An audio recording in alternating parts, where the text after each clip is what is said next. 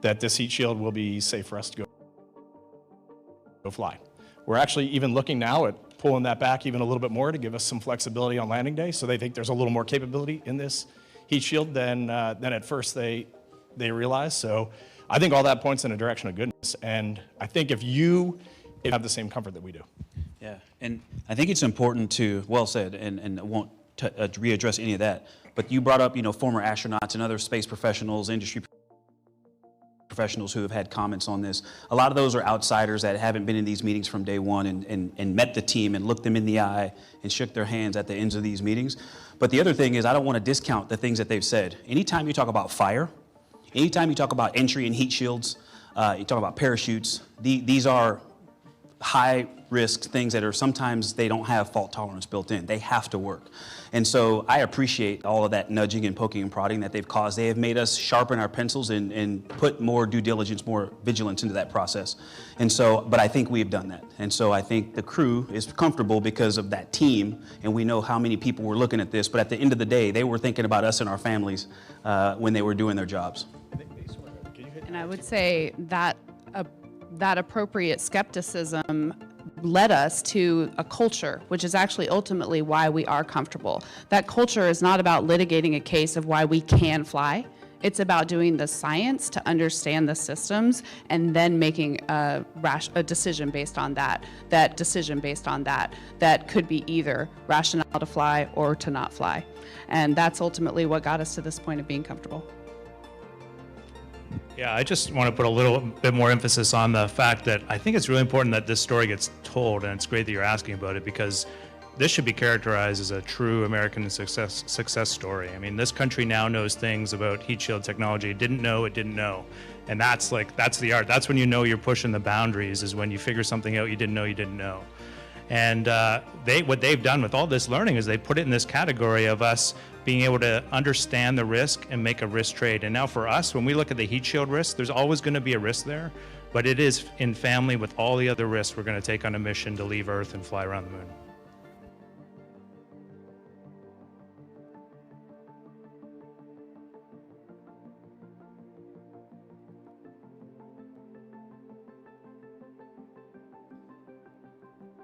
Time to splashdown, currently 41 minutes, 51 seconds and counting. Third person perspective, you can see the vehicle is, as has been said in the mission, tail to sun,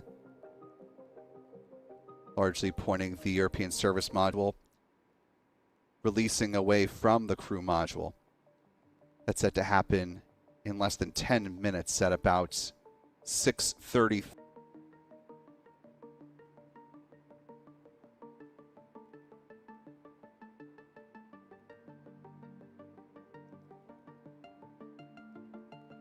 Following separation of the crew and service modules. Integrity Houston, we have confirmed a good CMRCS hot fire, and although we are not seeing GPS acquired yet, you can skip the troubleshooting steps in 157 for now. Integrity copies.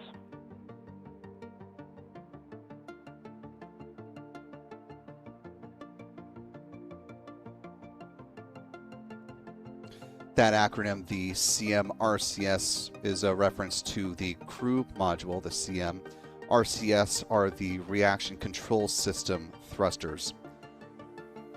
The Orion spacecraft across both the crew and service modules has a total of 33 engines.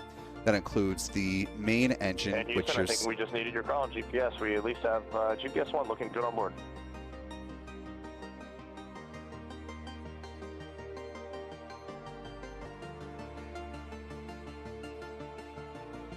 Sounds like acquisition of GPS signal is looking good on the Orion spacecraft. You're taking a live view from one of nice view because you can actually see some of the crew windows there as they're peering.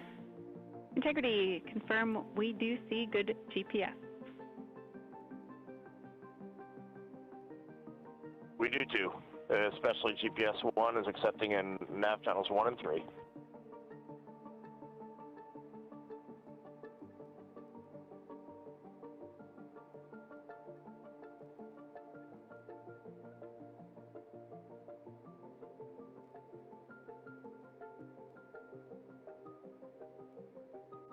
the Orion during their flyby back on flight day 6. The two center windows are the windows 2 and 3, the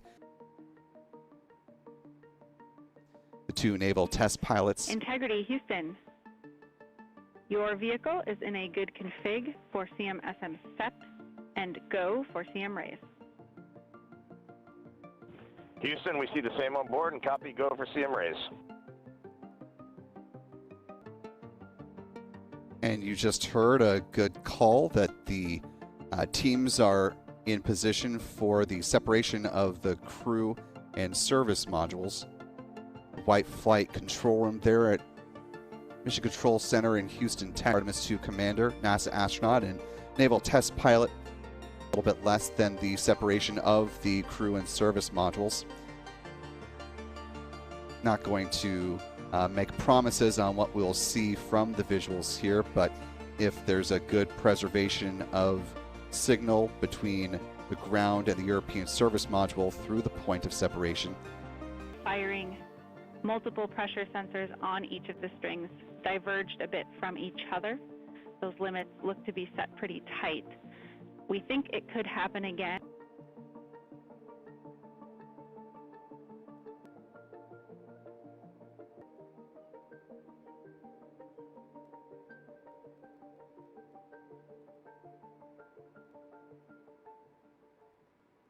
Service modules.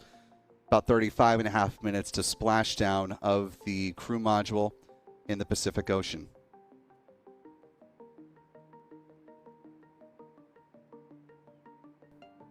Timing here may be out of sync. We don't believe so, but just to be overly cautious for the final about minute now to the planned separation, we're going to go ahead.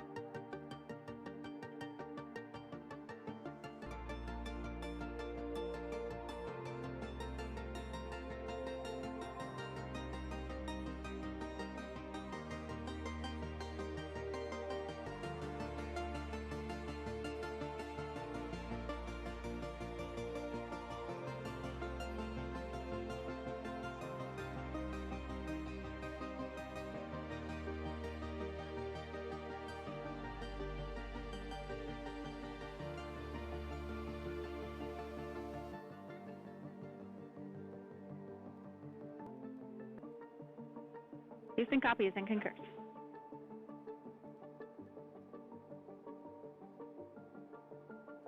Multiple views of separation. Integrity, no action for the 4 CDH cautions. Those are SM related, not applicable.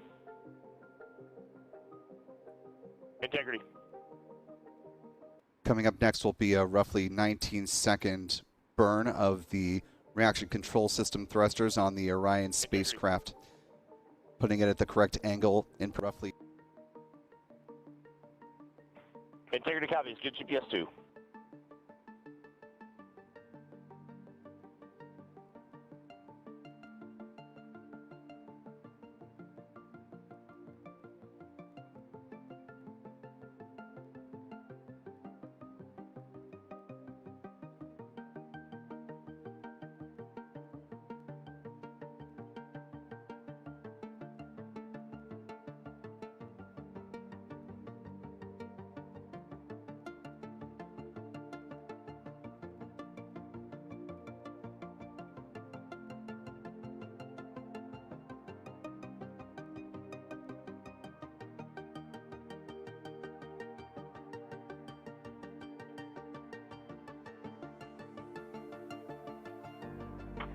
Houston, we got a great view of the European service module out the window with the sun hitting the side and the solar rays and the NASA worm right there. It's a beautiful looking machine. Roger.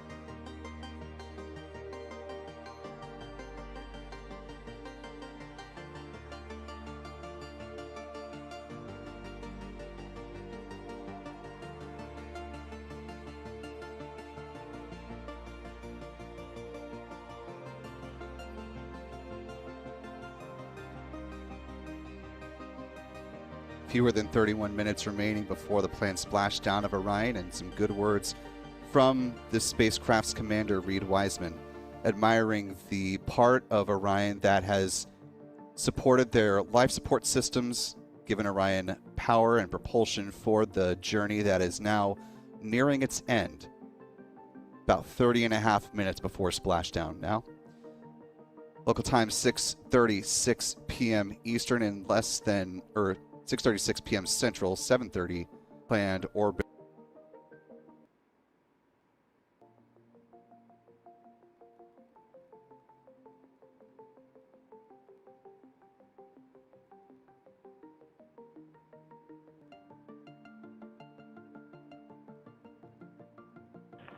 Integrity copies. Looks good on board, Jackie.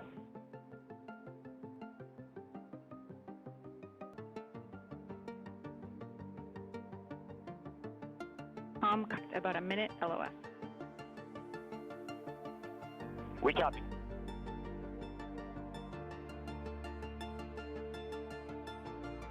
Avius tree video that NASA shared from the Artemis 1 mission. You'll have undoubtedly noticed that you see the camera view shift from the left to the right and then back again a few times as they come through towards the splashdown site.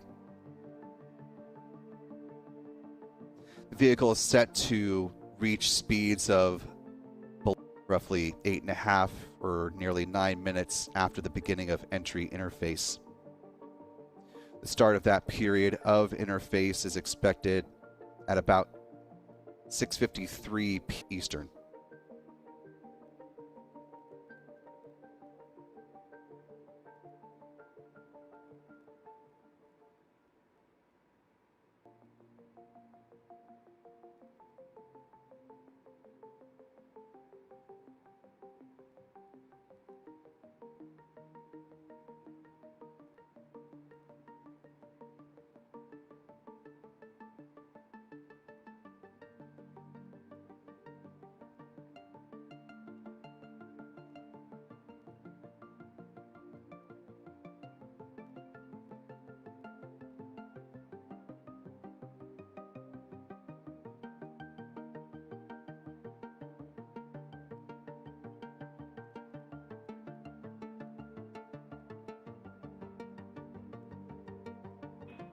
Integrity Houston, in EI attitude. The 19-second burn of the reaction. We see the same, waiting for the 180 rolls on the Orion spacecraft, putting it at the correct angle in preparation for atmospheric interface. Time to splash down, 32 minutes.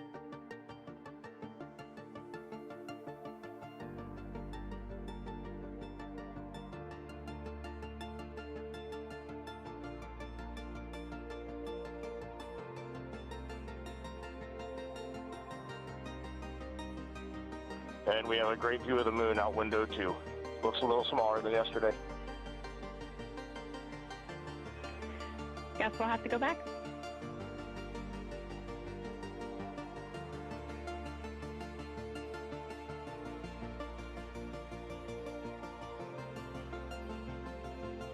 Little tongue-in-cheek exchange there between Commander Reid Wiseman and Capcom Jackie Mahaffey, saying we'll just have to go back to the moon since it looks so small.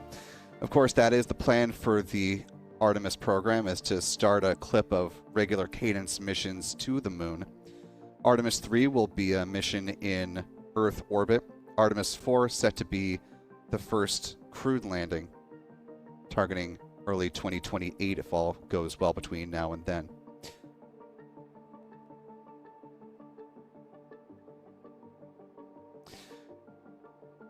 The next big milestone following the period of re-entry through the atmosphere, where we have a roughly 6-minute communication blackout between mission control and the Orion spacecraft. There will be a series of parachute deployments. First, we'll see the forward bay chutes that pull the cover off the top of the vehicle, and that allows the drogue chutes to be deployed. Forward cover chute deployment expected at about 7:03 p.m. 22 seconds Central Time, when the spacecraft is at roughly 23,946 feet. If you'd like to learn more about the super detailed explanation with some really nice visuals of the parachutes, I've got a video up for you right now on the YouTube channel, so you can take a look at that at your own time. Following the deployment of the drogue chutes, which are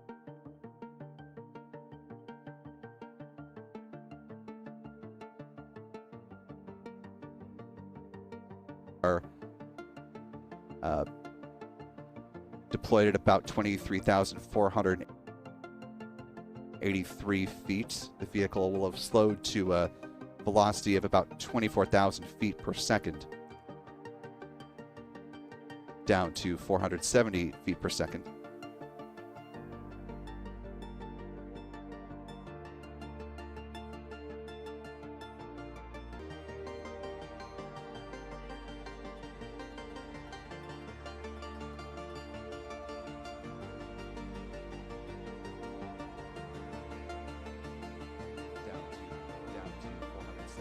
Following the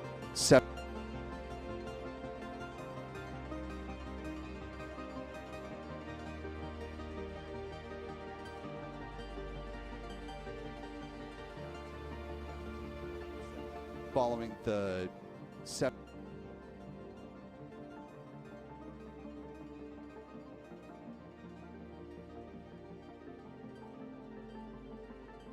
of the drogue chutes, then there will be some lead chutes that will be used to bring out the three main parachutes, those orange and white chutes that we saw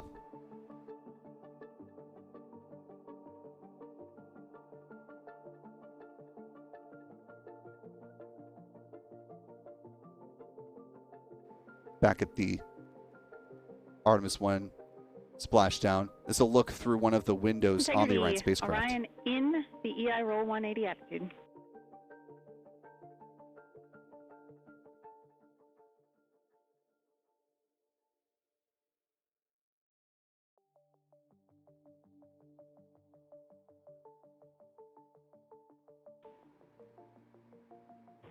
Looks good on board, Jackie.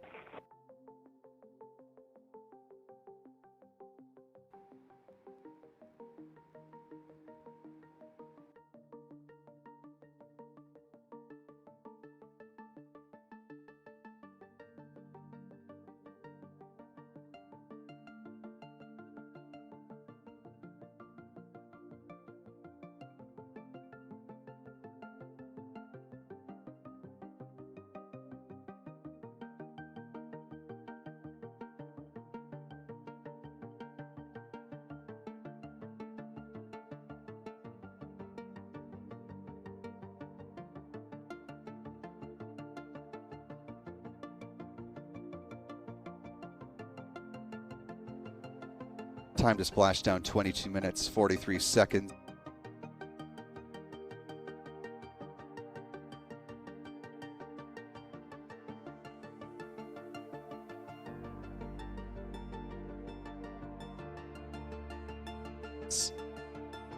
Again, you're looking through one of the windows of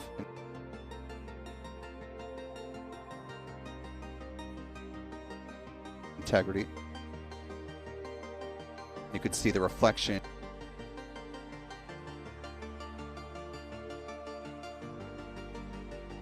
of, based on the window angle, I'm guessing this is Reid Wiseman that you're seeing most of the movement from. Might see a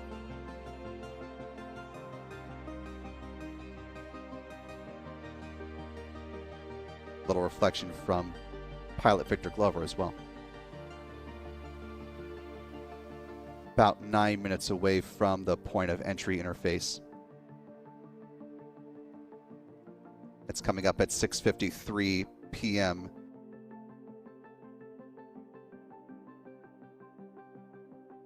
Central.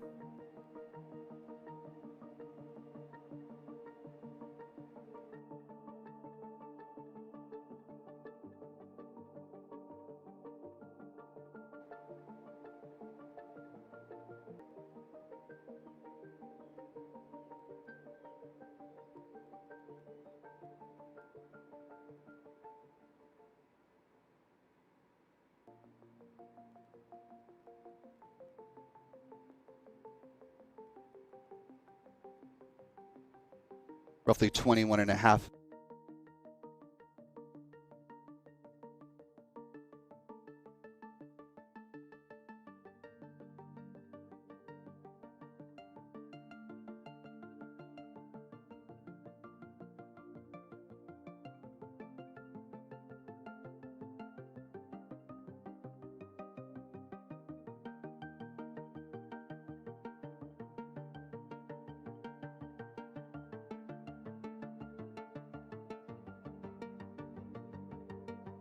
minutes remaining before the planned splashdown of Orion integrity.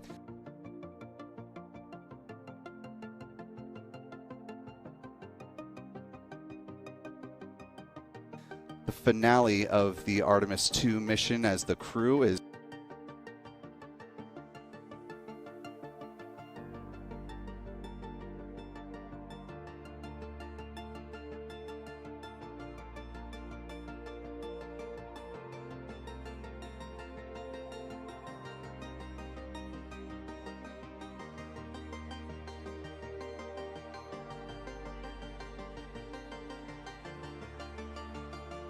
earlier this afternoon. The Orion spacecraft shifted over from communications using the Deep Space Network to the Near Space Network in a series of satellites known as TDRS.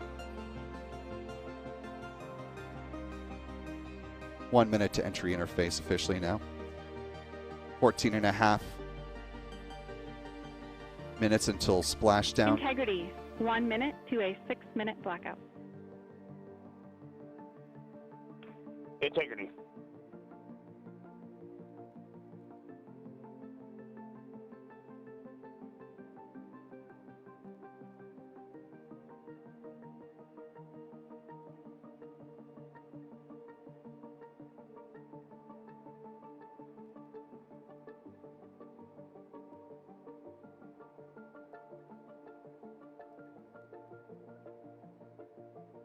Just under 10 seconds to entry interface.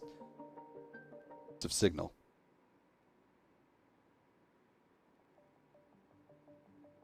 Entry interface now happening. You'll see that roll procedure that we mentioned earlier where they will start to dissipate some of the energy. We're coming up to the point of loss of signal with the crew. Again, this is a planned loss of signal which will last 6 minutes in duration.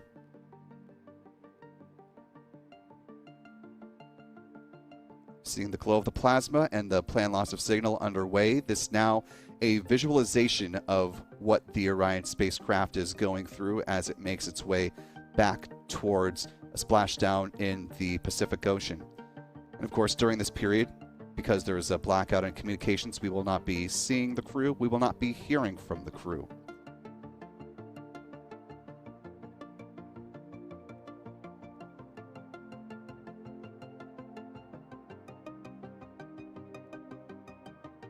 The peak heating point of the spacecraft is nearly upon us. There's a tracking camera that's got the first visuals of Orion. This is a G5 aircraft. That's got first eyes on integrity. That tiny dot has 4 souls on board, making its way towards a splashdown in just a little more than 12 minutes' time.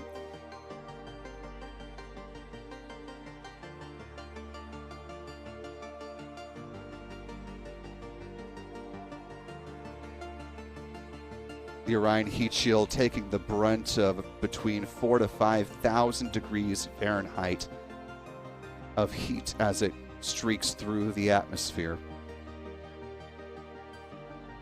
Now about a third of a way through the anticipated loss of signal with the vehicle. Still a few more minutes to go before that planned loss of signal wraps up and teams can work to reestablish connection with Orion. Again, you're looking at the big box at a visualization of the spacecraft and what the mission planners are anticipating that the vehicle is experiencing right now. We've got about 11 minutes, 11 seconds to plan splashdown.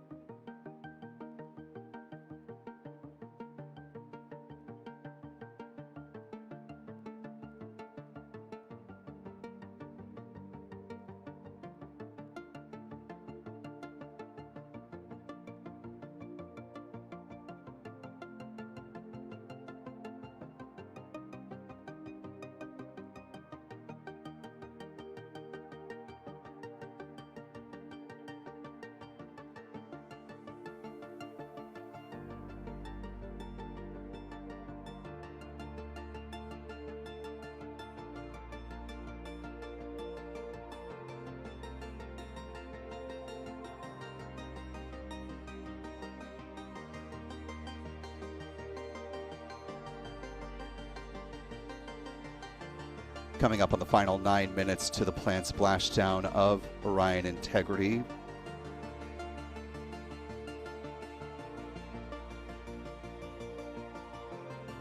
NASA reporting that one of their visual assets, a WB-57, has a visual on Orion, as well as other naval assets.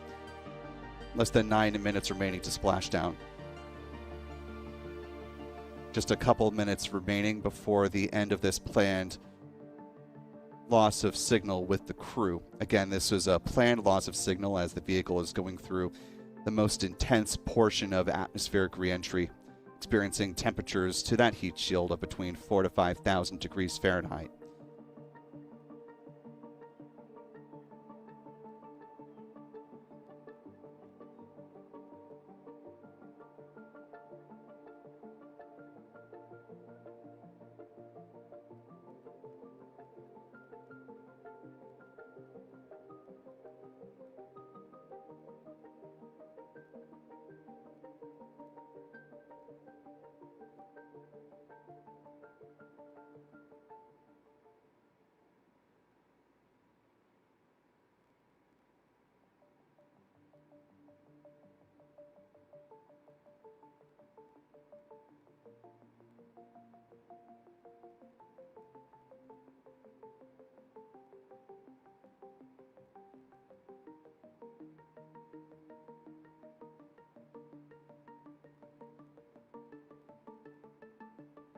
Data analysis underway from Integrity.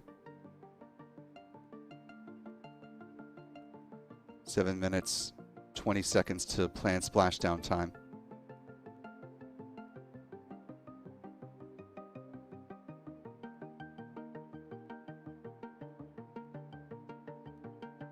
Got a visual of Orion. It appears to be a frozen image, though.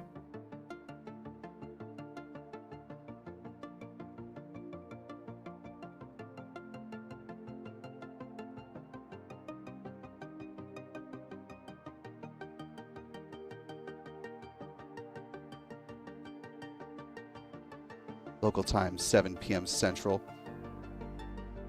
Point at which we are expecting to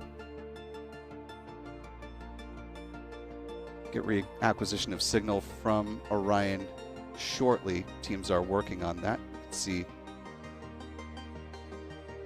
some broken up views from the tracking assets that NASA and the U.S. Navy have Houston, in the vicinity. Com check, post blackout. Houston, Integrity, we have you loud and clear. Your trajectory is nominal and your recovery teams have visual. Guides looks good. No action for the enabled internal camera controller fail. Integrity. As you just heard, we've heard now from Commander Reid Wiseman on board Orion Integrity, communicating with Capcom Jackie Mahaffey. Just a little more than 5.5 minutes to splashdown.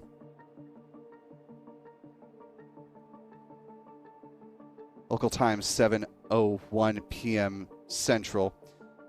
In just about 2 minutes' time, we'll see the start of the deployment sequence of the parachutes, beginning with the forward base chutes.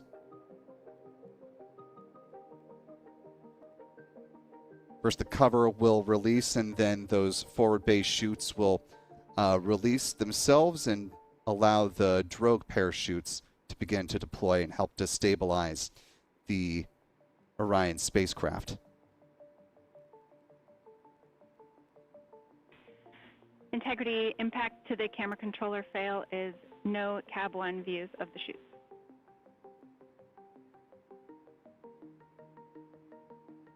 Integrity.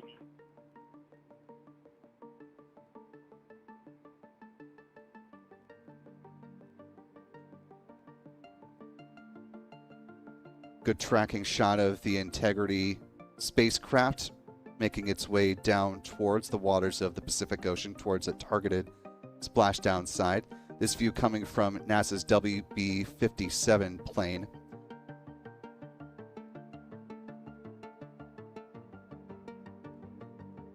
Coming up at about 7:03 and 22 seconds, we should see the forward bay cover jettison and those chutes deploy.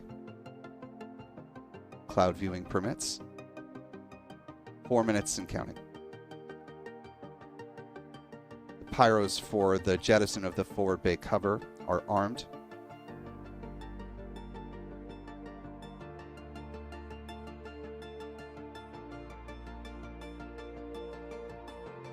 Coming up to the deployment of that forward bay. There you go. You see those 3 chutes. Coming up, there are the drogues. 2 good drogue chutes. And Houston, we're visual 2 drogues out the window.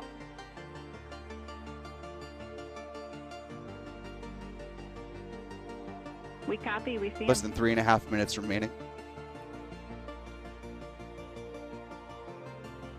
After the drogue chutes are cut, then the pilot parachutes will deploy. Those are essentially the leads for the 3 main parachutes that we'll see here. Integrity, good rates on 2 drogues. We see the same on board.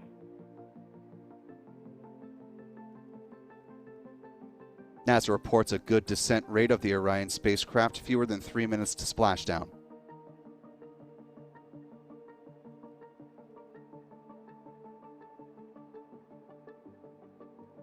Under 10,000 feet on the Orion spacecraft, still using the drogue chutes as per the plan.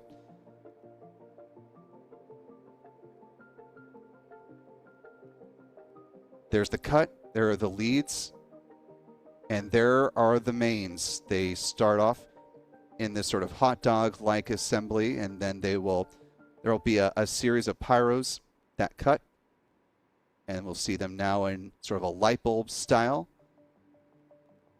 In a few seconds, yes, there we go to the full deployment of the parachutes. Houston, 3 and good mains out the window. Houston concurs, good rates, and we see 3 good-looking parachutes.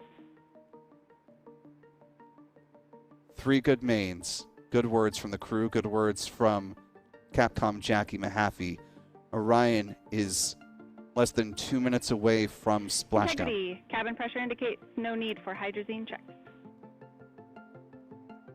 Integrity copies.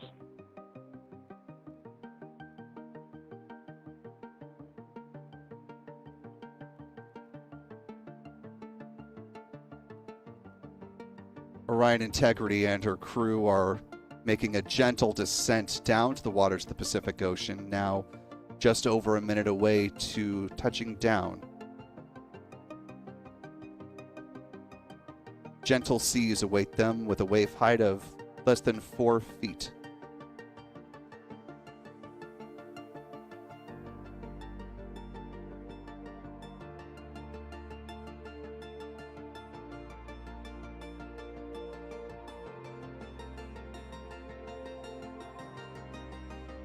less than a minute to splash down, and the voyage of this hardy spacecraft and the crew on board of more than 694,000 miles nearing its finale.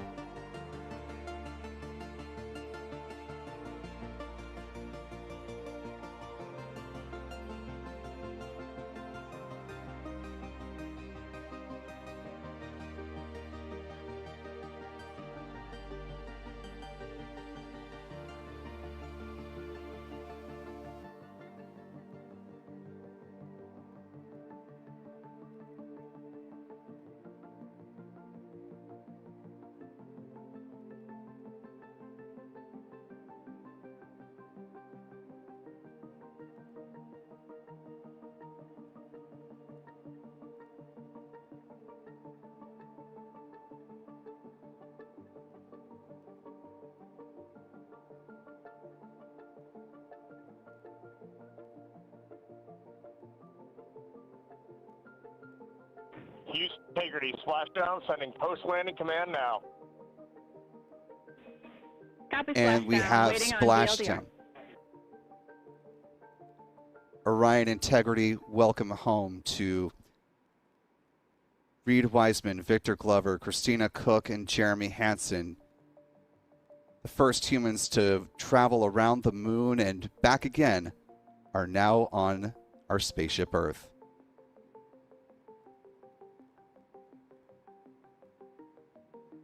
Welcome home to the crew of Artemis 2.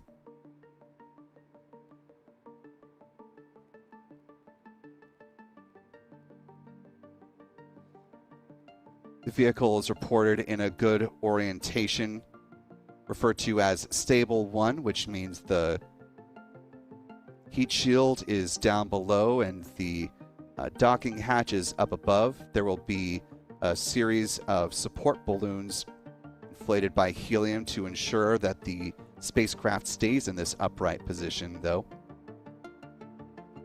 They'll be similar to the ones that we saw back during the Apollo days, and of course for those who watched the return of the spacecraft that flew on the Artemis 1 mission back in 2022.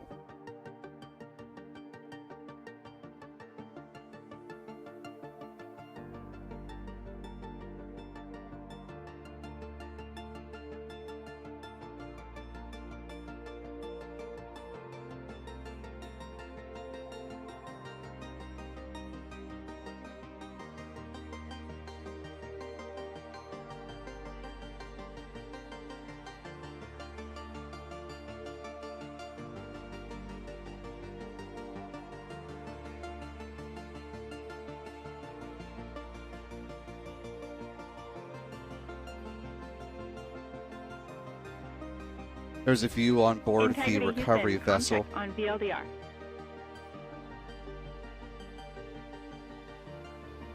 Houston, we have you loud and clear on VLDR, or how else? We have you the same. We'll meet you over in post-landing. What a ride, Houston. What a journey. We are stable 1, 4 green crew members. Houston copies all.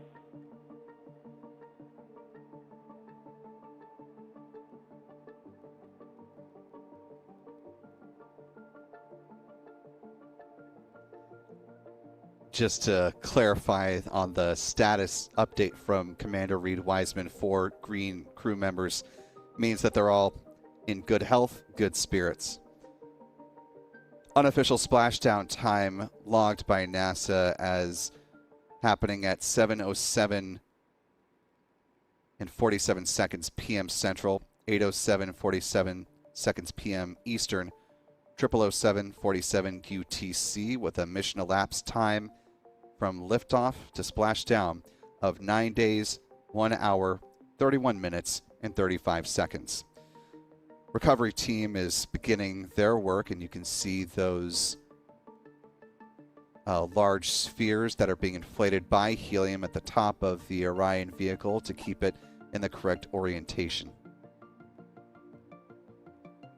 And those flashing lights help to orient the recovery assets as well. You're taking a look at the recovery vessel here. Again, this ship is the USS John P. Murtha. Among the folks on board this vessel, NASA Administrator Jared Isaacman overseeing the first crewed mission from the moon since 1972.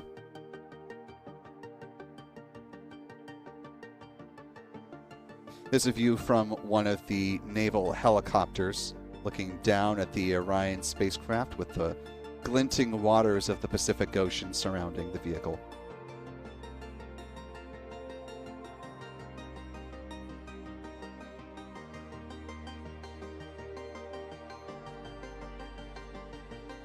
Integrity Houston for SAR beacon and radio.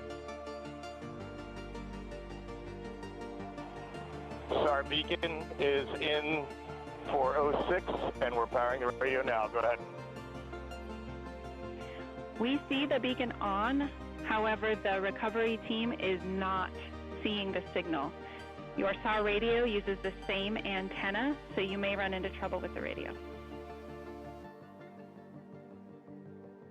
Okay, copy. And we are also powering up the sat phone now.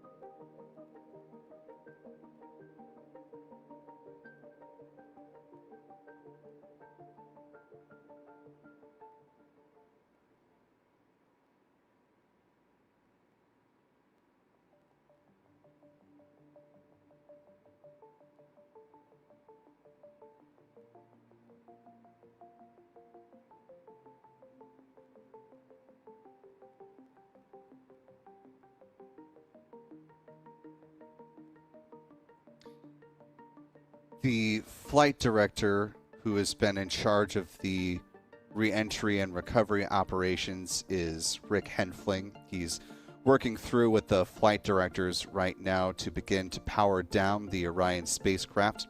No dangerous gases are reported emanating from the vehicle, and so soon the naval divers and the fast boats will start to make their approach towards the Orion spacecraft and set up a large inflatable ring around the vehicle that's called the front porch. This is part of the apparatus that allows the team to access the vehicle. 28 but I'll remain on this frequency. We copy.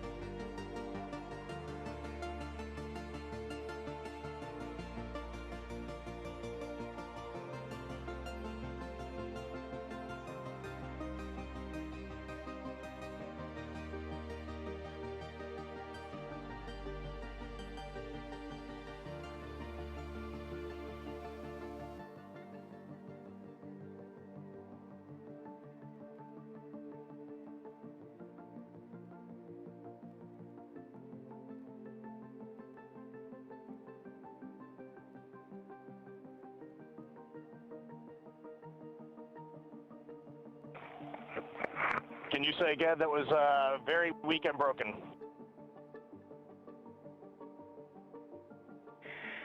Integrity Houston did not call.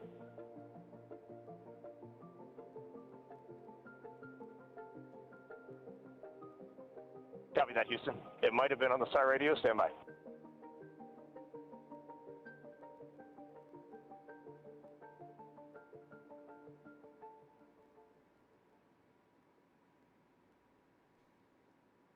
As the crew is brought out of the Orion spacecraft, they will go in the order of Christina first.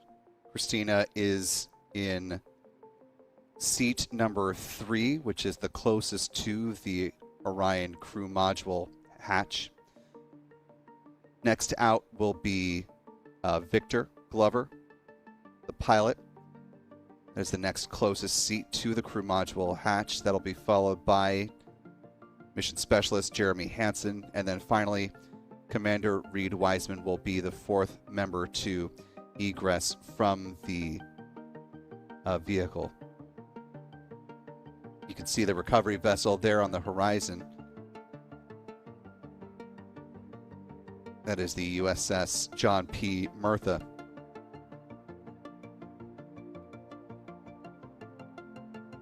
Crew splashed down at a gentle velocity of about 19 miles per hour.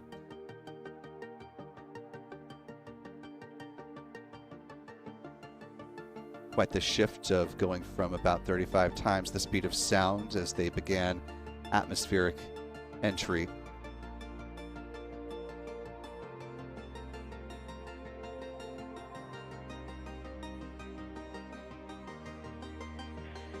Integrity, Houston, with no joy on SAR and SAT phone, we'd like you to command an additional 15 minutes for a total of 30-minute power down delay.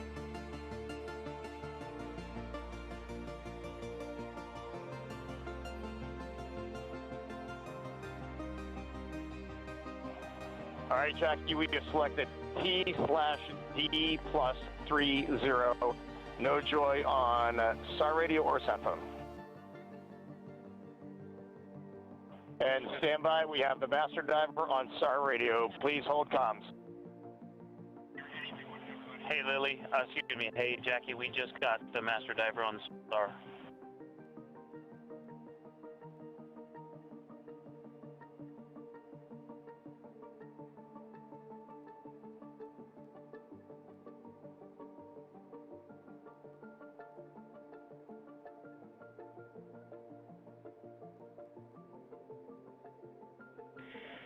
Integrity, Houston, if you are happy with your comm with Master Diver, you can go back to the 15-minute power down.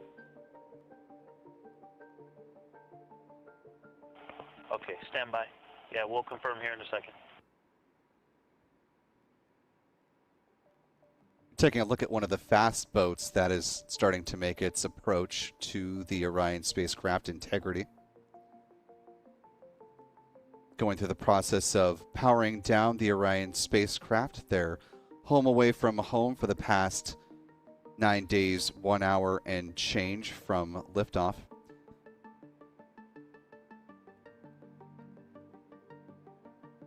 With the Orion spacecraft powering down, they are communicating with, as you heard, the master diver by a SAR, or synthetic aperture radar, satellite phone. And Houston, Integrity, I've been trying to call you on the sat phone and not getting an answer there either. Concur, we haven't had anything come through. Correction, search and rescue phone, not synthetic aperture radar. That's something else entirely. Crossing wires there. Crew's been in the water now for just about 12 and a half And minutes Houston, if as you can this relay recovery. to recovery that we hear them, but it does not appear as though they are hearing us.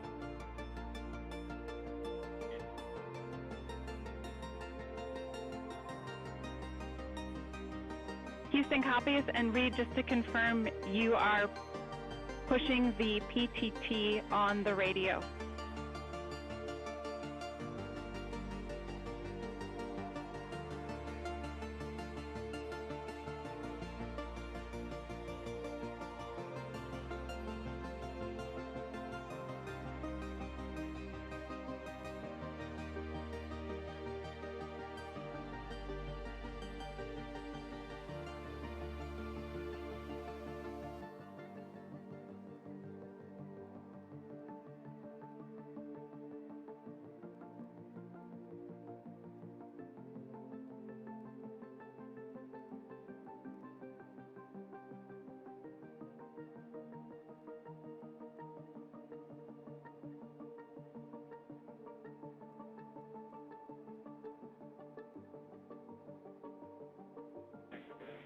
Integrity Houston, for sat phone, we are going to attempt to call you.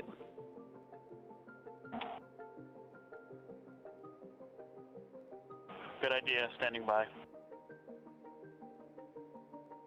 And Jackie, yes, we are pushing the push to talk, the two buttons on the left side of the radio below the up-down arrows. We are utilizing them. I'm rebooting the radio to see if we get good comms. Okay, we copy all, and just to confirm, you are seeing that you are touchdown plus 3030 for power, correct? That's affirmative.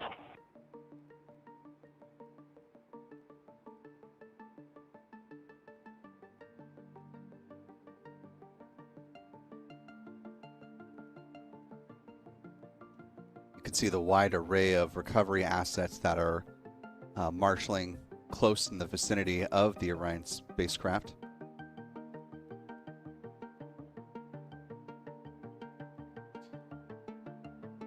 Crew are troubleshooting communications options as the recovery work is getting ready to begin here.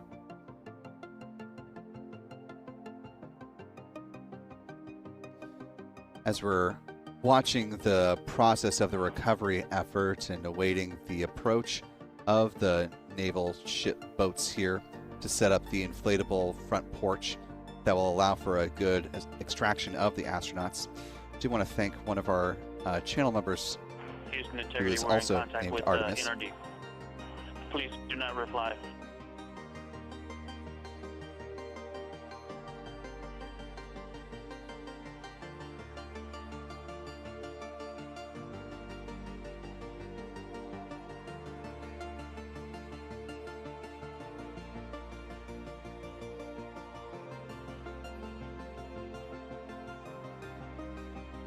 Standing by as these comms are sorted, but want to thank Artemis for the very generous super chat. Coincidentally, And Houston, please don't reply. NRD, very weak, but readable. Master Diver, we can hear, but they cannot hear us.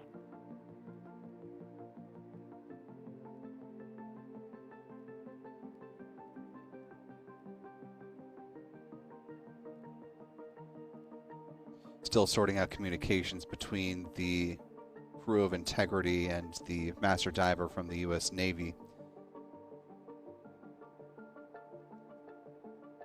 One of our channel members, Artemis, saying that he also serves in the U.S. Navy and once served on board the recovery vessel that's being used here today, the USS John P. Murtha, which is very cool connection, Artemis.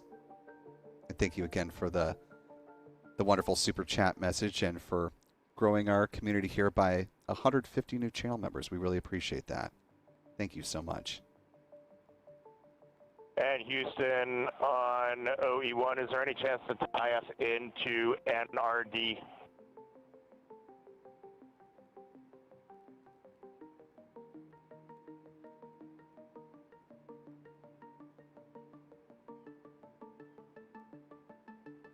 Checking.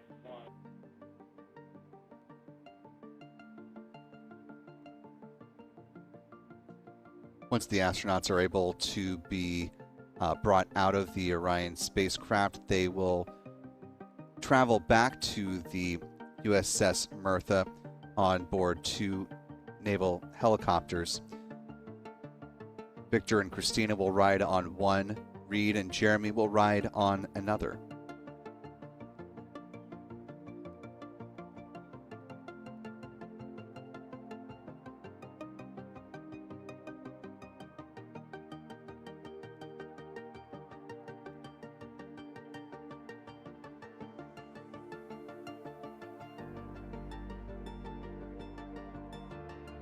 To share and experience this moment with everyone together. And of course, as you just said, yes, here with NASA Administrator Jared Isaacman. Administrator, how did you feel getting to witness this and seeing NASA at its best? Oh, I mean, I'm honestly, I'm still at a loss for words. I mean, you know, like the childhood Jared right now can't believe what I just saw. I mean, almost been waiting my whole lifetime to see this, and then as NASA Administrator, I just couldn't be more proud of the entire workforce. the years, the effort, the late nights, all the hard work from across the country that contributed to this incredible moment right now. And yeah, incredibly grateful too for our teams here on the John P. Murtha right now. Yeah, look at the behind us We here. got everybody. What do you guys think? We just brought some astronauts back from the moon, huh? Unbelievable. Thank you. Yeah, so grateful to the Navy, the sailors that are here, the NASA teams. I mean, this is a joint effort that's on their way right now. These recovery forces are getting out to our Orion spacecraft, to Integrity, get our astronauts back on the ship safely. Yeah, and this is not just an accomplishment for NASA. This is an accomplishment for humanity. Again, a historic mission to the moon and back. How does this make you feel, and what do you hope people take away from this? Well, I'll tell you, you know, I think about the crew members that we've all had an opportunity to observe over the last 10 days, right? I mean, they're absolutely professional astronauts. I mean, wonderful communicators, almost poets. But then I think these were the ambassadors from humanity to the stars that we sent out there right now. And I can't imagine a better crew than the Artemis II crew that just completed a perfect mission right now. So yes, it's a huge moment for everybody, right? I mean, we are back in the business of sending astronauts to the moon, bringing them back safely, and to set up for a series more. I mean, this is not a once in a lifetime, which you hear sometimes around here. It's like, this was a once in a lifetime. No, it's not. This is just the beginning. We are going to get back into doing this with frequency, sending missions to the moon until we land on it in 2028 and start building our base. Yeah, are we going to build on the momentum for Artemis 3? I mean, it's just around the corner. Absolutely. So I mean, that's, you know, part of me too. Like, I can't wait to get the crew off of Integrity right now, but also getting Integrity back on this ship so we can start taking a look at it, because all that data is so precious to us right now. I mean, we are going to definitely want to take a good look at the thermal protection system. We're going to want to download all the data they couldn't transmit back to us and use that to inform Artemis 3. But we're already making progress, right? You had SRB segments already showing up at KSC. Core stage for Artemis 3 is rolling out on April 20th. We're getting Mobile Launcher 1 back in vehicle assembly building. So yes, there is a lot to celebrate right now on a mission well accomplished for Artemis 2, and at the same time, we got to start getting ready for 3. Amazing. And last question, you know, for people who joined us for all 10 days to see what we can accomplish together with our international partners, what do you think about the fact that we're going to keep doing this more and more and more? It's incredibly exciting. I mean, yes, it's the contributions, like the best and brightest across the NASA workforce from across the country, our industry partners, our international partners. We had a Canadian Space Agency astronaut on board in Jeremy. We had the European Service Module. And you think, in the days leading up to this launch, I mean, 48 hours prior to launching Artemis 2, I was meeting with the Italian Space Agency. We signed a memorandum of understanding to build a habitation module on the moon. I mean, you have countries, all of our allies and partners coming together saying, we are committed to this effort. We are returning to the moon. We're doing it to stay. We are building that enduring presence. We are going to master the skills on the surface of the moon so someday we can undertake missions to Mars. It's just an incredibly exciting time, and we're not going at it alone. We're bringing everybody along with us. Absolutely. And speaking of everyone, one more time, we're going to ask the crew here, you guys ready to land on the moon? Awesome. I love that. Okay, well, thank you so much, Administrator. Appreciate you being here. We're, of course, going to stay on to watch the crew get extracted from Orion, so stay tuned, and we'll see you back here shortly. And we've just been hearing from NASA Administrator Jared Isaacman talking with Public Affairs Officer Megan Cruz from the Kennedy Space Center. They're aboard the USS John P. Murtha. Meanwhile, crews are continuing to work to establish the correct communications between the crew of the Orion spacecraft and the naval team that is preparing to approach Orion and set up the inflatable apparatus around the vehicle called the front porch.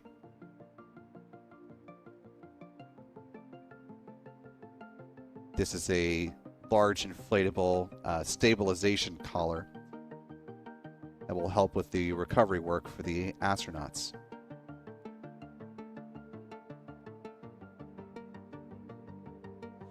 Orion Integrity officially has been powered down, an important step for this recovery work.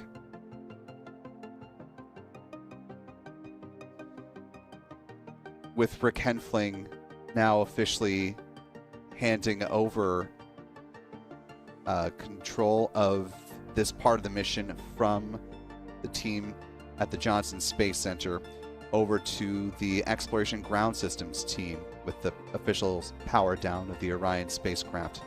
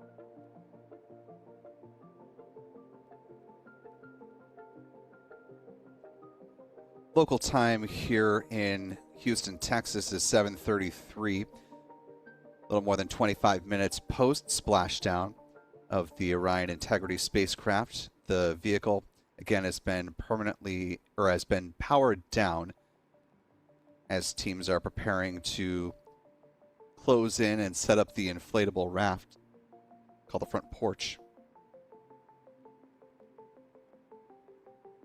The large spheres that you're seeing up top on the Orion vehicle are called the Crew Module Uprighting System, a series of helium-filled bags that, as the name suggests, keep the vehicle in its planned upright position.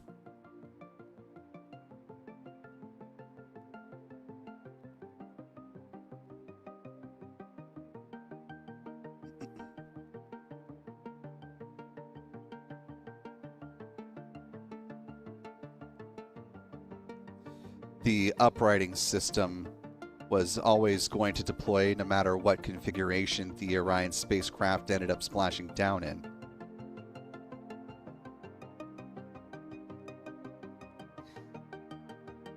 In the off-nominal scenario where the Orion spacecraft had landed outside of the planned recovery zone, the Crew Module Uprighting System would be able to keep the Orion spacecraft in an upright and stable position for about 24 hours if needed.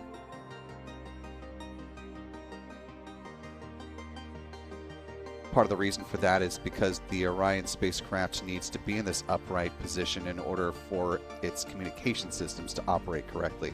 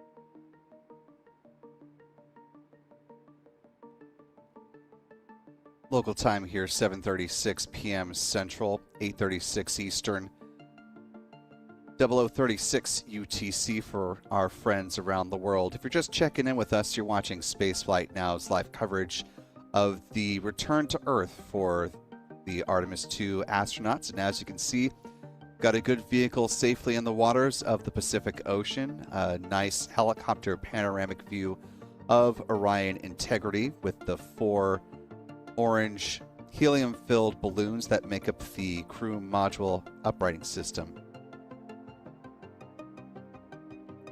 You can see in the wide shot the various fast boats and other members of the initial recovery team are in the vicinity of the Orion spacecraft, and they're working to establish good communications with the crew inside. It's been a little bit tricky with their SAR phone, so they've been troubleshooting that. With the Orion spacecraft now powered off, though,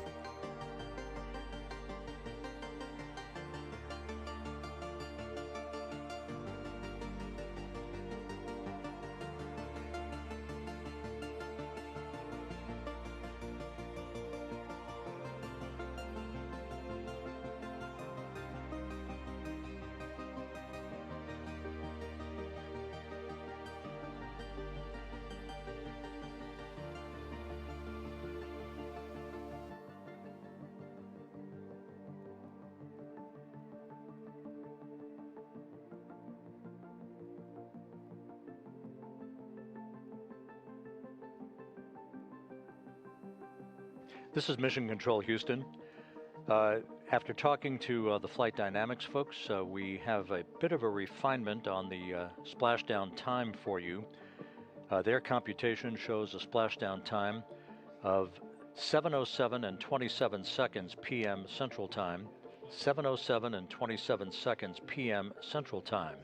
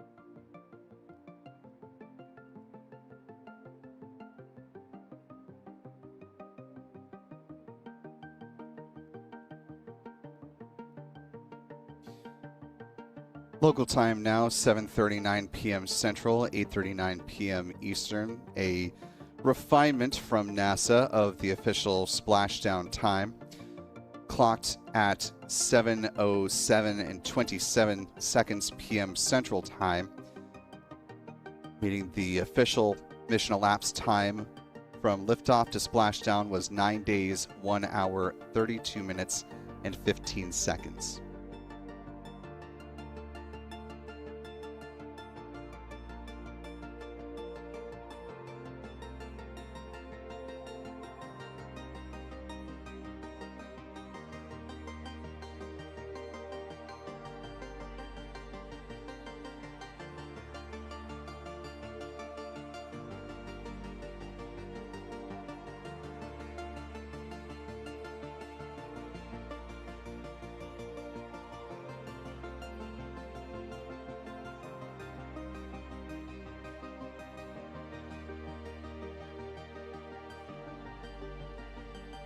See one of the naval fast boats starting to make a closer approach to the Orion spacecraft. Not quite making it up there to the vehicle yet to set up the front porch, but we expect that to happen in the not too distant future.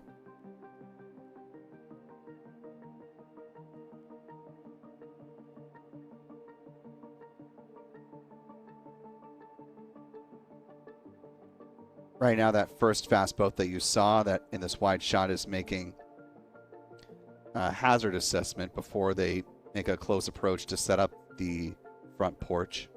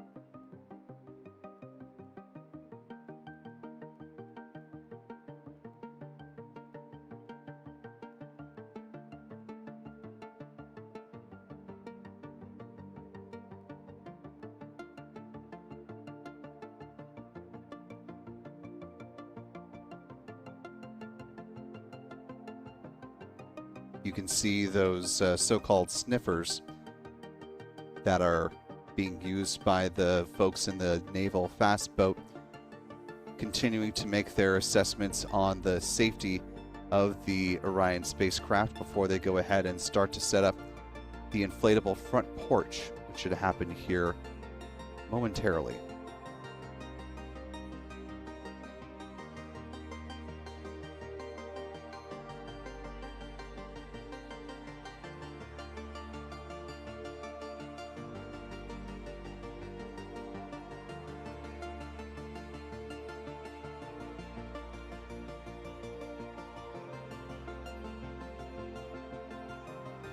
With the Orion spacecraft powered off and the recovery teams making their assessments on approach and beginning of the deployment of the front porch, the responsibility for the Orion spacecraft and the crew on board will shift from Mission Control Center in Houston to Exploration Ground Systems.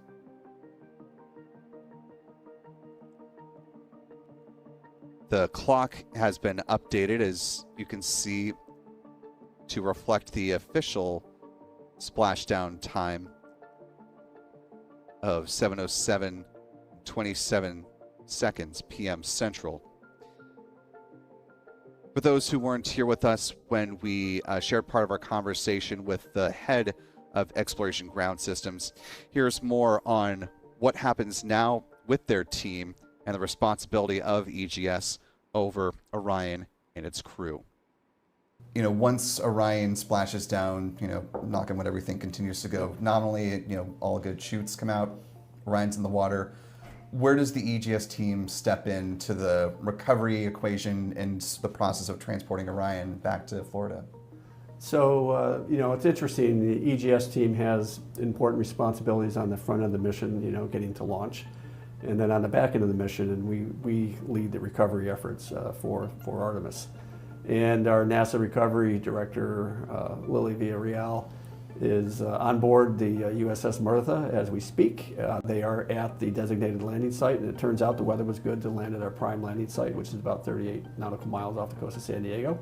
And so, during the re-entry process, we deploy helicopters from the what we call the LPD ship, the USS Martha, and we also deploy small boats. So, we get on station about 24 hours before the landing, and then during the landing sequence, once it starts getting ready to re-enter the atmosphere, we move to what we call waypoint Alpha, which is approximately 6 miles from the actual landing site. And so Lily and her team in the Navy are waiting for Orion to come out of the blackout occurs during re-entry. And once they achieve GPS lock, the vehicle achieves GPS lock, we can move to waypoint Alpha or Bravo, and it'll be a little closer to landing site. And the idea is, it might be 3 miles. Lily and the team is figuring that out as we speak. Mm-hmm. But the point is to get to the splashdown zone as quickly as possible. Now, to answer your question, when does the handoff occur? So after splashdown, the flight ops folks here at the Johnson Space Center stay in control of the spacecraft, and once we've determined that the spacecraft is in a good configuration, they will initiate, and we have comm with them, they will initiate a vehicle power down. And when that happens, transfer of responsibility for the recovery operations transfers to the Exploration Ground Systems team, namely our recovery director and the rest of the team on board the ship and in the boats. And that includes Navy divers, it includes our contractors from the Comet contract are there, and representatives from the Orion program, health and medical officers. So it's a pretty big team that can address any situation or task that's required. So the first thing we'll do is we'll examine, do a visual inspection of the spacecraft, make sure there's no significant visible hazards, make sure the CMOS bags are deployed. That's a crew module uprighting system. Those are those big balloons on top of the spacecraft. Mm-hmm. And then we'll have divers in PPE. What that means is that protective equipment, so they can approach the spacecraft, and they've got instruments that they can test for toxic gases, like ammonia, for example. Mm-hmm. And once they clear all that out, then we'll start putting, the flotation devices, attach it to the spacecraft itself. The front porch? Right? Yep, the front porch, exactly, and the horse collar, and then prepare to open the hatch, and we'll have medical personnel and the Navy divers do a quick assessment of the crew, and then the recovery operation continues. So our goal is to, within about 2 hours, have the crew back on board the ship. Mm-hmm. And then after that's complete, then we'll continue to work towards getting the spacecraft into the well deck of the LPD ship, the Mirtha. And that roughly will take about 6 hours. And of course the crew is trained to be able to open the hatch from the inside if necessary, but nominally they're hands off once they're in the water, right? Indeed, yep, yeah. The idea is to have the recovery forces get over there and open the hatch and help them with the egress, yep.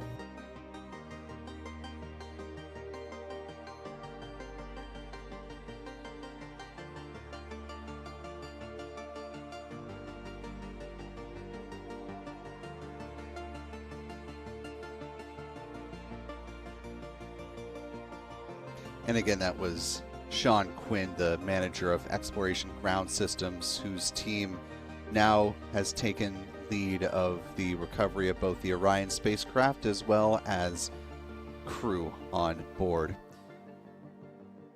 We're now 42 minutes post splashdown as the fast boat is working to situate the Orion spacecraft in preparation for the deployment of the inflatable front porch, the stabilization collar that will help with crew egress.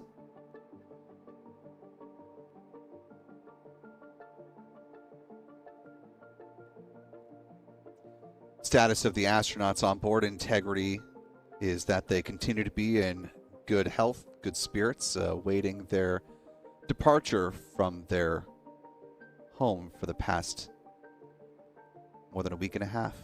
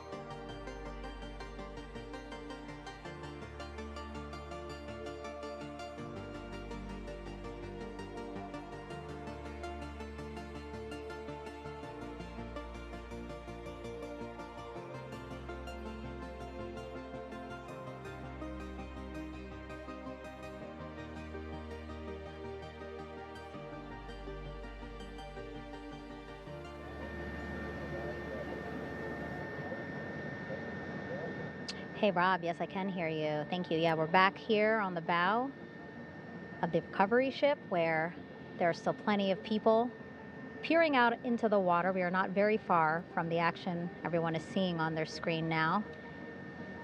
The Orion spacecraft, Integrity, in the ocean, surrounded by a number of recovery boats.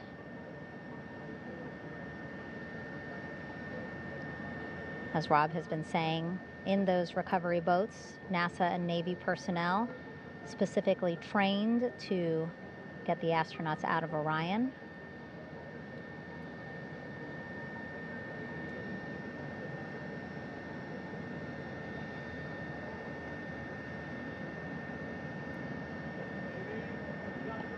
In some of our wide shots, you can probably see that there are 6 boats out in the water.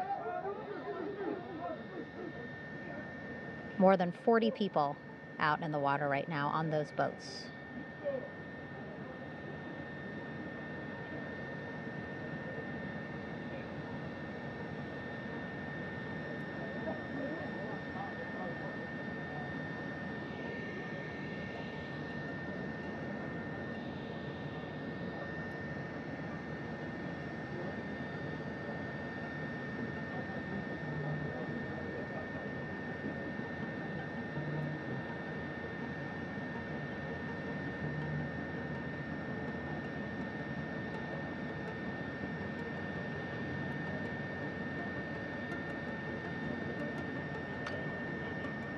First order of business is to set up the front porch and the stabilization collar. You might also hear it referred to as a stab collar. Basically just to make sure that Orion stays upright, doesn't sway in the water too much, again, to make it easier for recovery forces to get the astronauts out.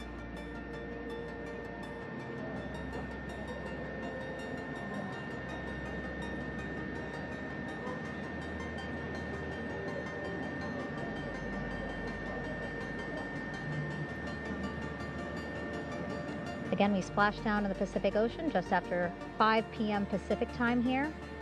2 hours of splashdown. So doing great on time so far. Plenty of time. No rush either. I was speaking to NASA flight surgeon Rick Schuring earlier in this broadcast, and he said to me, no rush to get the crew out. Just want to make sure that they're feeling good, and whenever they're ready to take their step out of Orion and onto that large raft, the front porch, folks will be ready.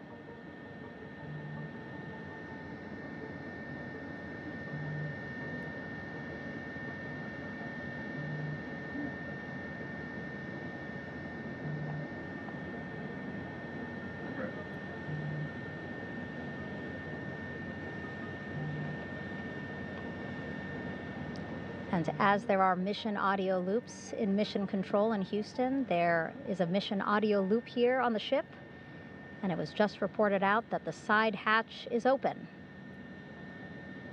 Side hatch of Integrity is open. You're getting these beautiful shots from our aerial assets. The ship itself, where I'm on, just 3,000 yards away. Again, plenty of people on the boat here, glued to the side closest to where they can see all this action. And again, with just 3,000 yards separating us, great views from the bow here. You can see now that side hatch is open. One of the Navy personnel is about to get inside there.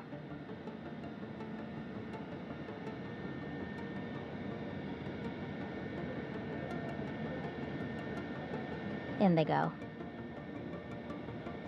In total, 4 will go into Orion. So it'll be a little bit of a tight squeeze, but the goal is to have a recovery personnel with each astronaut assessing them.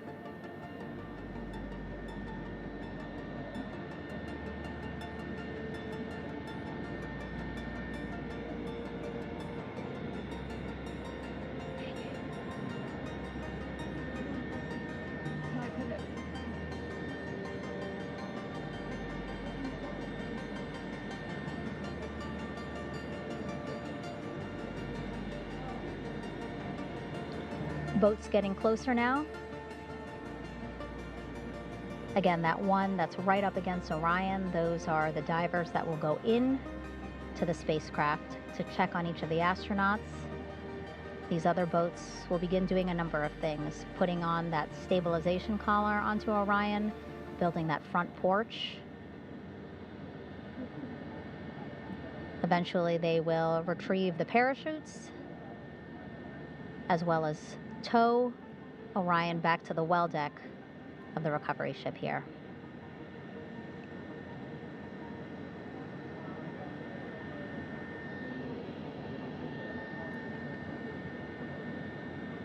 That towing process will take a significantly longer period of time than the recovery of the astronauts.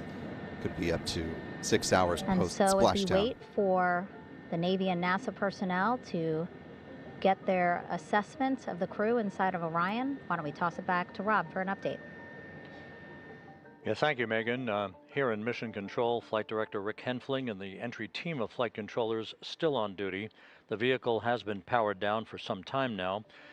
There are no hazardous gases emanating from integrity. That, of course, allowed the recovery personnel to approach the vehicle and then open the hatch to begin the initial medical assessment of the crew, as you just indicated.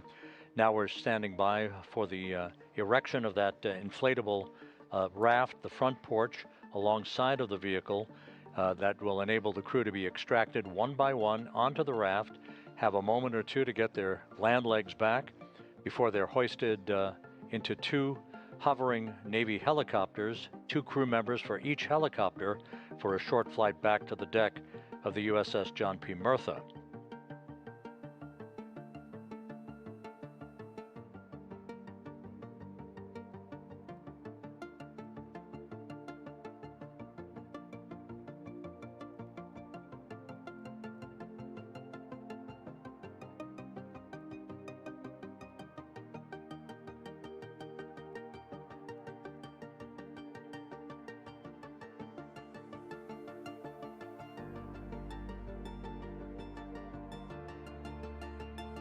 It's been just about 52.5 minutes since the splashdown of Orion Integrity as the naval forces work to erect the so-called front porch, that stabilization ring that will allow for the extraction of the crew.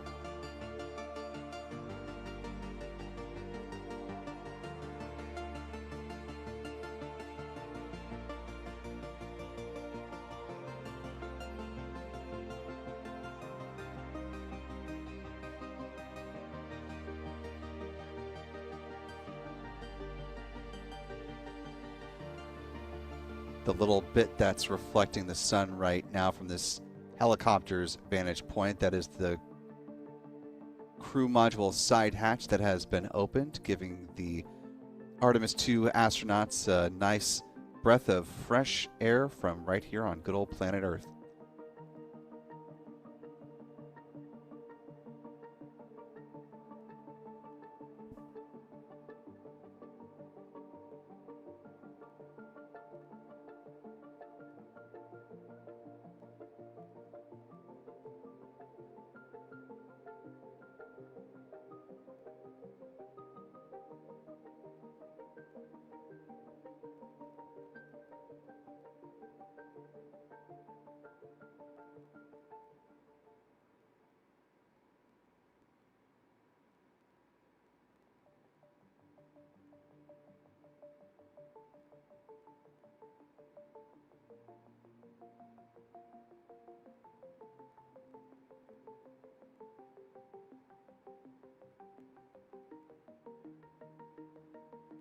And you can see the pieces of the front porch are starting to be deployed.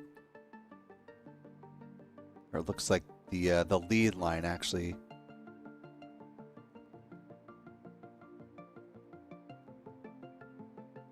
can see one of those, or it looks like at least 2 naval divers in the water there just to the left of Orion from this camera's perspective.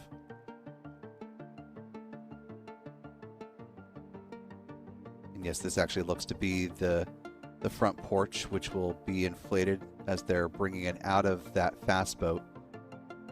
It'll be circled around the Orion spacecraft and will help to stabilize the vehicle as the astronauts are brought out one by one. Order of egress from Orion expected to be Mission Specialist Christina Koch, followed by Pilot Victor Glover, then Mission Specialist Jeremy Hansen, and then finally Commander Reid Wiseman. Both members of the Exploration Ground Systems team, along with folks at the U.S. Navy and other members of the Department of Defense, have been preparing for this recovery operation for years at this point, conducting multiple levels of various recovery scenarios, some with the full complement of recovery assets that are being seen here today, others at varying levels of personnel support. These have included at times the Artemis II astronauts themselves, also other members of the astronaut office, like the astronaut who has been at the Capcom position in mission control for this final portion of the White Flight Control Room's operation in time here. That is NASA astronaut Stan Love.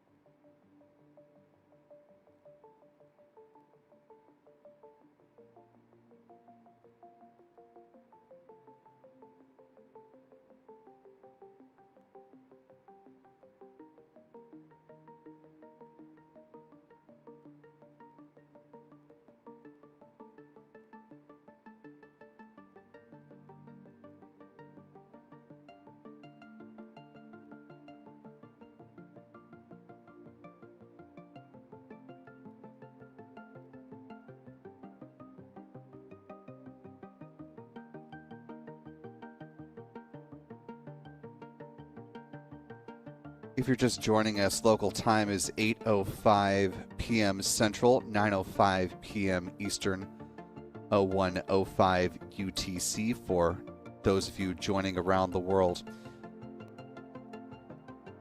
This mission from partners around the globe, a good view actually now peering inside the Orion spacecraft. A little bit dark to see inside, but a nice little peek at the Artemis II crew. The astronaut that will be closest to that hatch is NASA astronaut Christina Koch.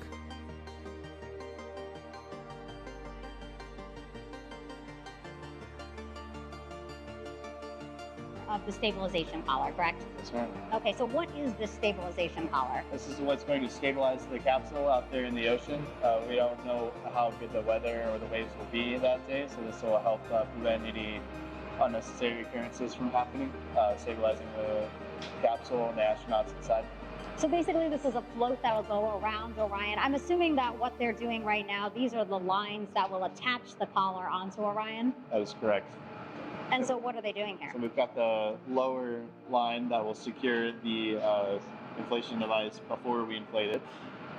That gives us the go-ahead that it's secure in space, and then we'll inflate it. And then once that is done, we'll undo all the carabiners and get this orange line on top tied in the same fashion.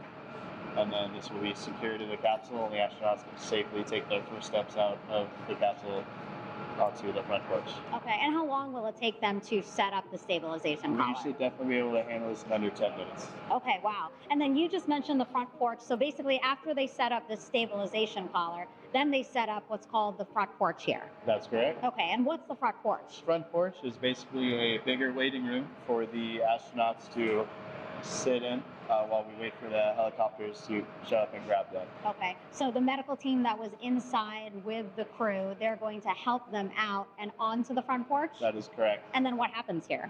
We have higher trained medical personnel also on board the front porch that will give them look-overs and just make sure they're okay while we wait for the helicopters helicopters to show up.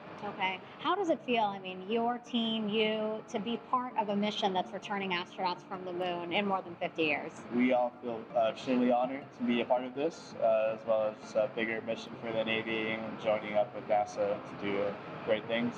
And do you feel like you and your team are ready? Yes, very ready. Cool. All right. Thank you so much. Thank you.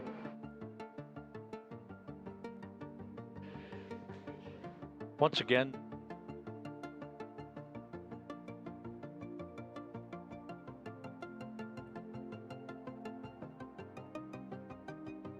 You're taking a live look inside.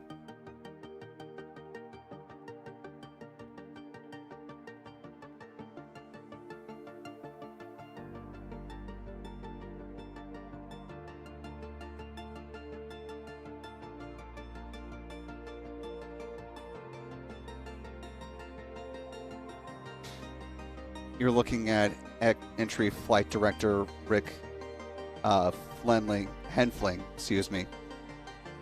who is giving a nice speech and congratulations to all the various flight controllers who've had a hand in making this mission possible now that Orion is now safely in the water of the Pacific Ocean and the mission is in the hands of Exploration Ground Systems.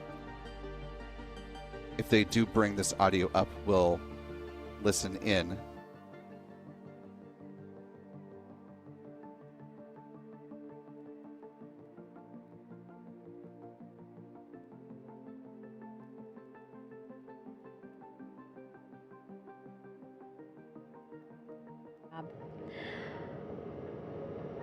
Pausing now to listen to some internal audio loops. Again, the operations team here on the ship communicating with everyone out on the water. It seems like currents are hindering them a little bit from unfurling and inflating the stabilization collar as well as the front porch. But again, the requirement to get the crew out within 2 hours of splashdown, plenty of time. So no concerns just yet. But as calm as the water looks, yeah, it looks like it's hindering the teams just a tad.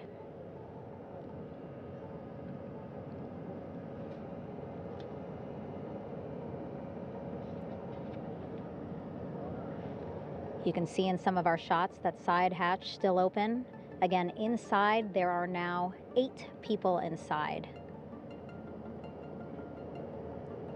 4 divers, Navy divers, all with medical training, each assigned to an astronaut each. Making sure that they're comfortable, feeling good.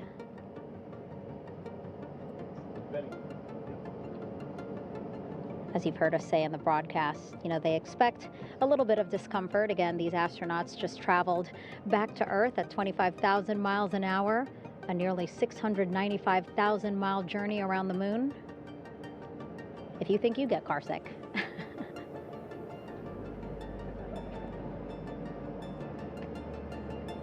Again, 6 boats out there, lots of gear with them, just in case, right?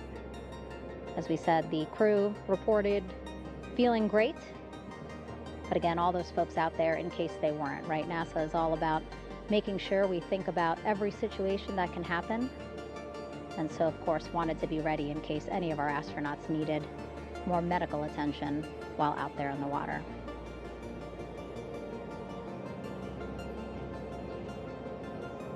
You see now teams again for the crew to get out of Orion. They need both, right? The stabilization collar will keep Orion from swaying as you see it is doing now.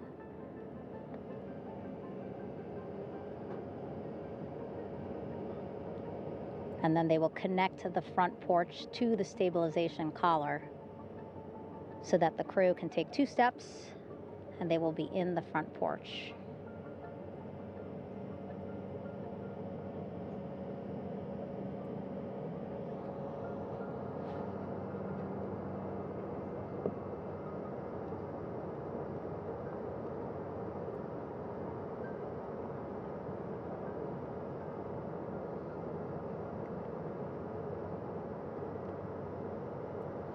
Not a lot of chatter on the mission audio loops. That's a good thing. Again, things proceeding pretty nominally, even if they're fighting some currents out there on the Pacific Ocean.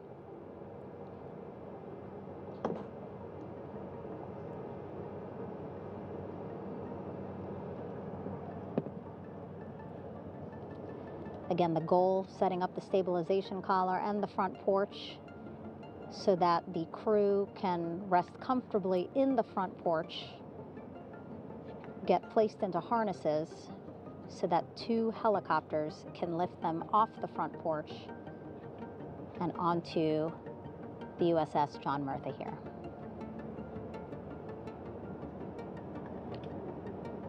The helicopters are going to take turns picking up an astronaut.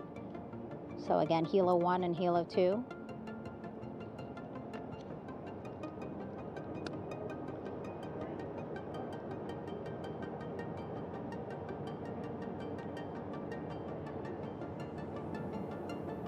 Okay, and the recovery team here on the ship just got a report from the undersea medical officer who is inside the capsule with the crew. He is reporting all 4 members are green. All of our 4 astronauts, Reid, Victor, Christina, Jeremy, green, meaning they are feeling great, not the complexion of their skin. They are feeling great, happy to be home, and ready to be extracted as soon as possible.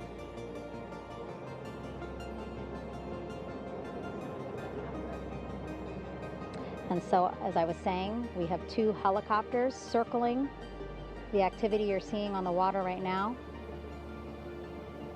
Each will take turns picking up an astronaut. So Helo 1 will come on in, hover above the front porch, about 40 feet above the front porch. A Navy recovery specialist will be hoisted down into the front porch. The restricted maneuvering doctrine is in effect. Will connect to the first astronaut, which we're expecting to be Christina. And then Helo 2 comes around, picks up Jeremy, while Helo 1 stays above head. And then Helo 1 will come back in for another astronaut, and then Helo 2 for the last astronaut, and then back to the flight deck here on the recovery ship.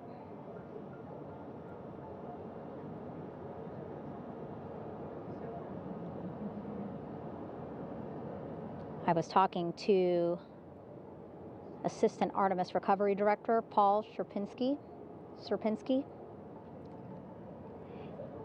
He said helos are a much quicker, safer way to get on board. They did actually consider boats, but then if you think about it, longer time, the crew would have to move through more of the ship.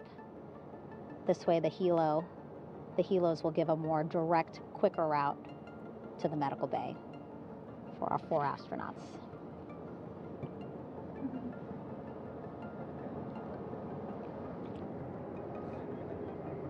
Beautiful shots from our aerial and imagery teams.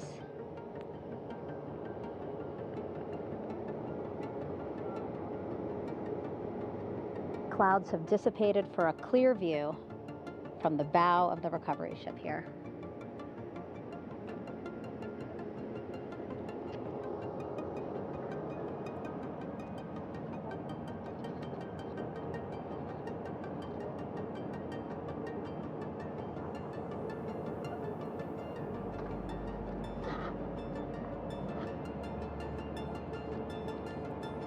You can still see divers in the water there.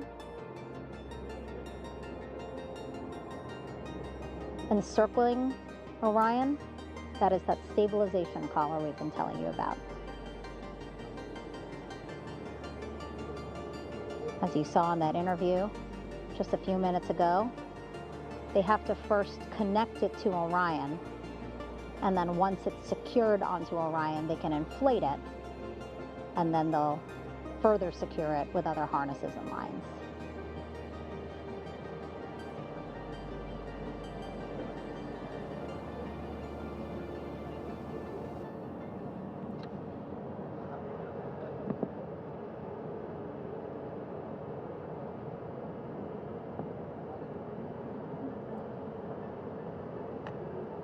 About an hour and 10 minutes since splashdown in the Pacific Ocean here.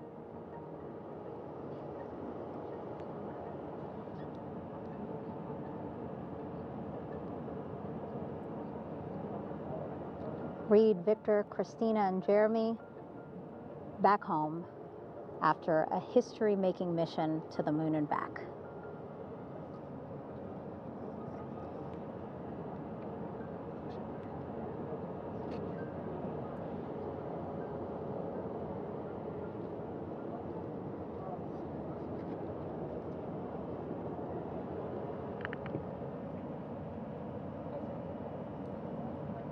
And if you missed what we said just a couple of minutes ago, the undersea medical officer inside with the crew in Orion reporting all 4 crew members feeling great.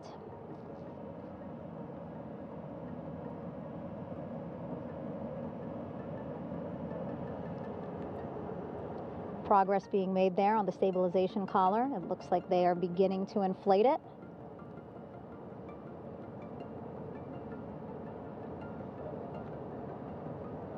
And it looks like they're starting to unfold the front porch in order to get that into the water. Again, more than 40 people out in the water right now. And those Navy and NASA personnel have been in the water for now about 4 hours.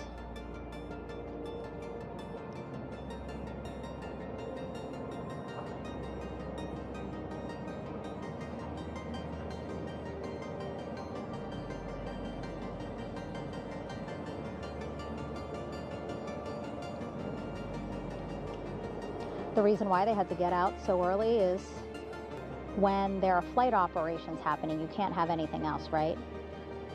Just because the flight deck can be a dangerous place, so they just want to focus on planes coming and going from the ship, so that's why they wanted to get the boats in the water to make sure that they have all the time they needed for the flight ops.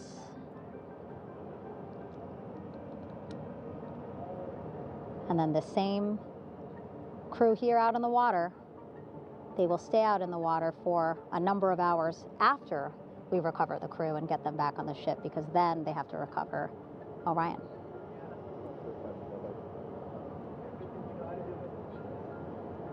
All right, that stabilization collar looking good around Orion.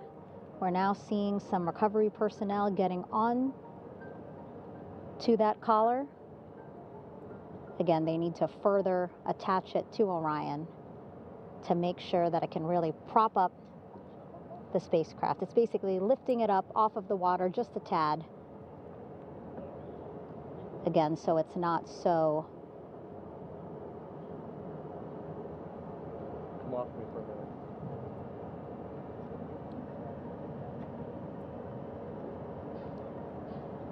So it doesn't sway so much in the water there.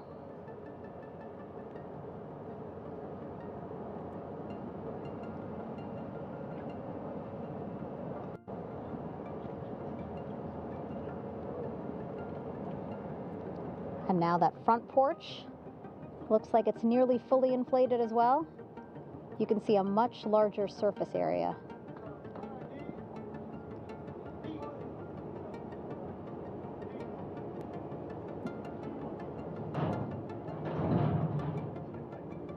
And so once the crew get out of Orion, they can stretch their legs a little bit on this front porch, get some fresh air.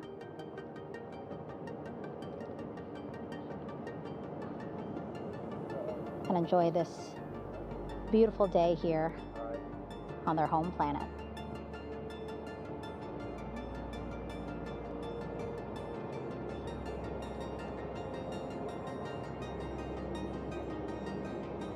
It appears teams now are about to connect the front porch to the stabilization collar.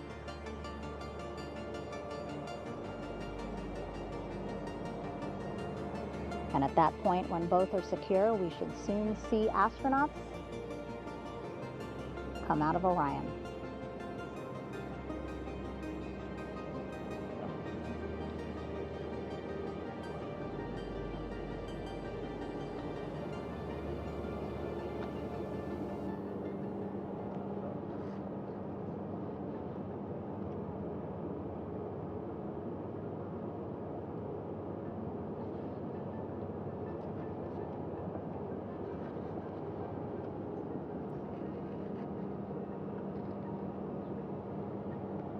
As you've been hearing, teams are setting up for the Artemis 2 crew All members these to views start. you see also being fed to the Landing Force Operations Center here on the ship. Of course, it is very important for our recovery teams leading the mission to have all the views that you're seeing as well. Again, listening to their communication loop here on the ship. Very quiet, which is a good thing. It means things are going pretty nominally, meaning as expected.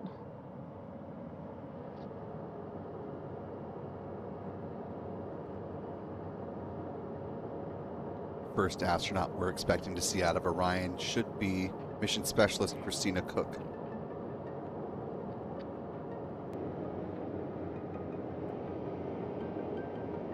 Again, all this activity happening just 3,000 yards away from the ship. So that means this will be a very quick flight back on the helicopters for the crew.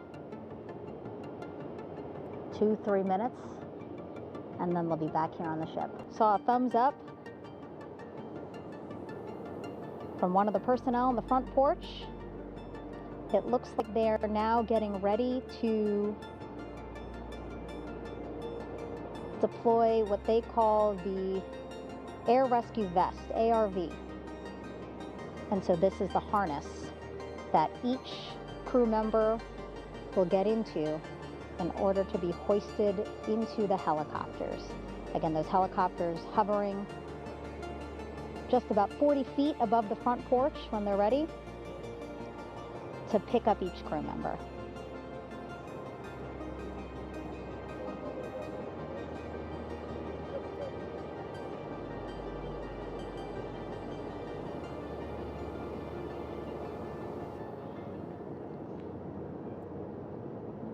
And as you heard from Megan earlier, NASA has a requirement that all 4 astronauts need to be out by post Orion hitting the water.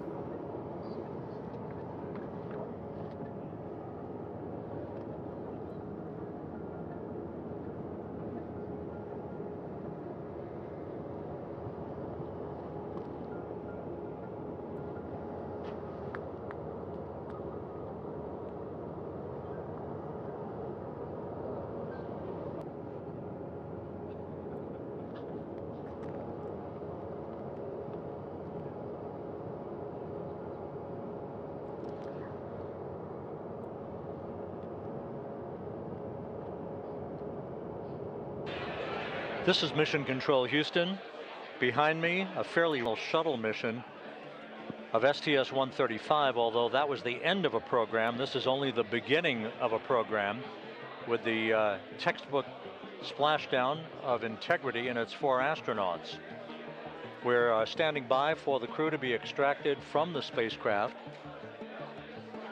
Entry Flight Director Rick Henfling invited all of these flight controllers who have contributed to this mission to enter the flight control room to have an opportunity to receive well wishes and to share the mutual glow that exists in the wake of a textbook mission for Integrity. On the front screen here in Mission Control, a sign that says "Welcome home, Integrity, taking humanity back to the moon, going further, and returning safely to Earth." So all of that jubilation, part of the post-splashdown activities, even as we await the crew being extracted from the vehicle to be hoisted onto Navy helicopters for the trip back to the USS John P. Murtha.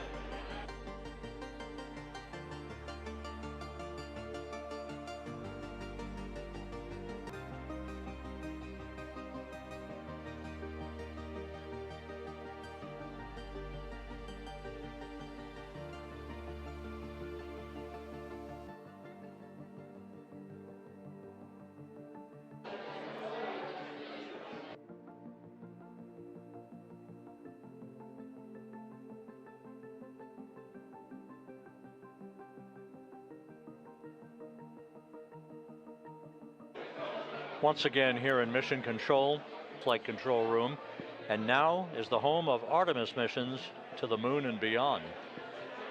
Once again, quite a few flight controllers were invited in by Entry Flight Director Rick Henfling to share in the jubilation. Following the successful splashdown of Integrity, they're hoisting onto Navy helicopters for a short flight back to the USS John P. Murtha. Splashdown occurred at 7:07 and 27 seconds p.m. Central Time. I had an opportunity to talk to the head of flight dynamics up on a ground track like today's entry by Integrity for its splashdown southwest of San Diego.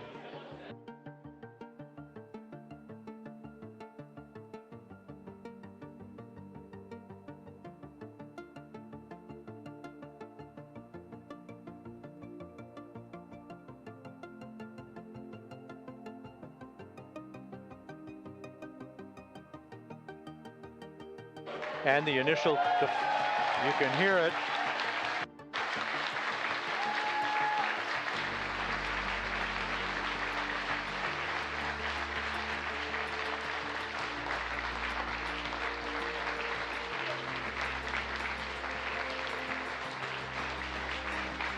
Jubilation here in the flight control room. The first crew member is out of Integrity.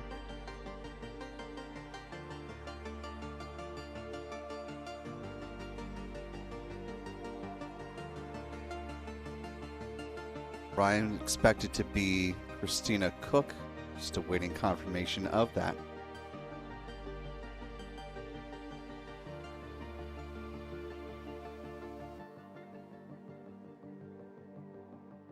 Looks like a second astronaut has made their way out. You can see them in their orange, and then Reid Wiseman. So if that is still the planned order, both Christina and Victor, the two classmates from the 2013 astronaut class, have now safely made their way out of Orion, awaiting the first of the two 2009 class members.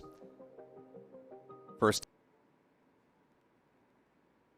two astronauts making their way out onto that raft beside Orion called the front porch. Less than an hour and a half post splashdown. Sunset out west is coming up in about an hour's time, so plenty of daylight left for this process.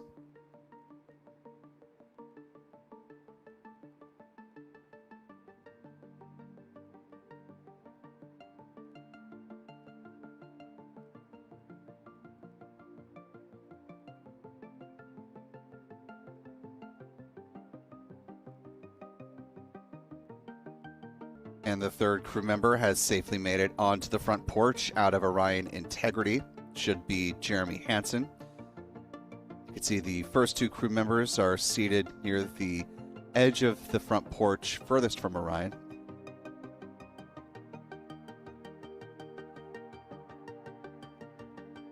And the final member of Orion Integrity, the Artemis II mission commander, Reid Wiseman, will be the final crew member to depart Orion.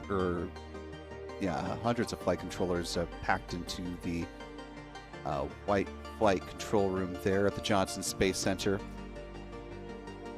all sharing in this momentous occasion, the first time that humans have been brought back from a trip around the moon in about 53 and a half years. Work that have been building to today. The return safely of the four members of Artemis II. It looks like Reid Wiseman is out of the vehicle. All four Artemis II crew members safely out of the vehicle and onto the front porch. Next will be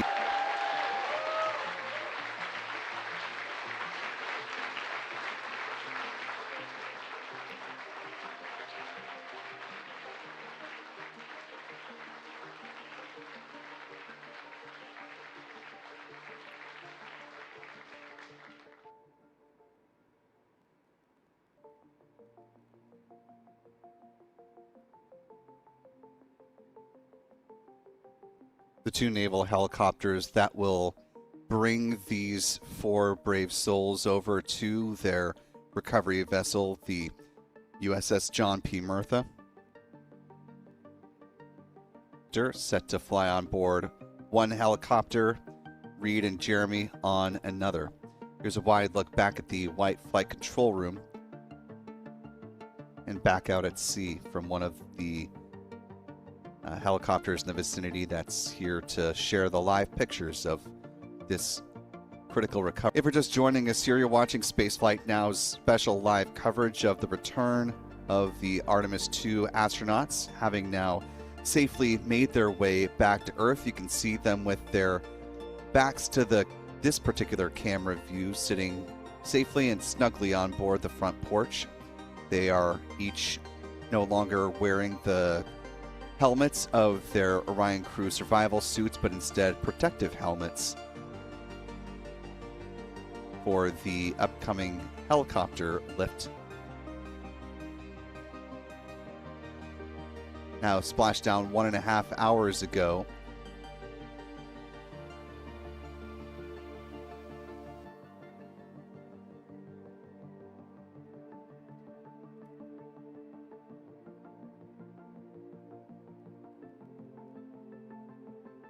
Coming up here in just a moment or two, we should be hearing some words from NASA's Associate Administrator, Amit Kshatriya. NASA Administrator Jared Isaacman already gave his remarks from on board the recovery ship, and the Associate Administrator is here in Houston overseeing the mission from this vantage point. Coming up in just a little less than an hour's time, there is expected to be a post-splashdown press conference at the Johnson Space Center, and we will, of course, be in attendance and bring that to you live as it happens.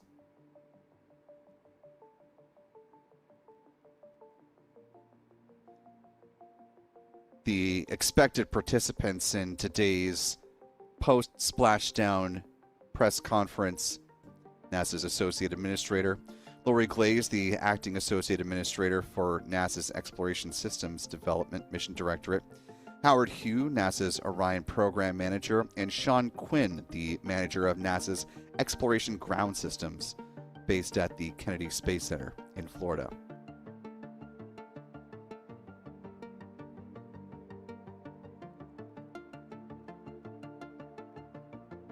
Again, things can always shift around, but that is the planned lineup for tonight's post-splashdown news briefing here at the Johnson Space Center in Houston, Texas.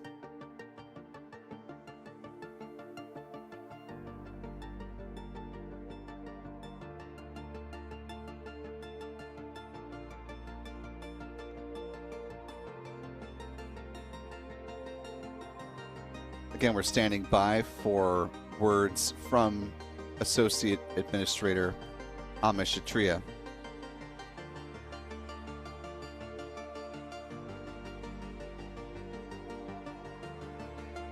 A little more than an hour, 32 minutes post-splashdown, we are awaiting the approach of the naval helicopters that will lift the astronauts, and then they will be flown over to the recovery vessel. It is the USS John P. Murtha.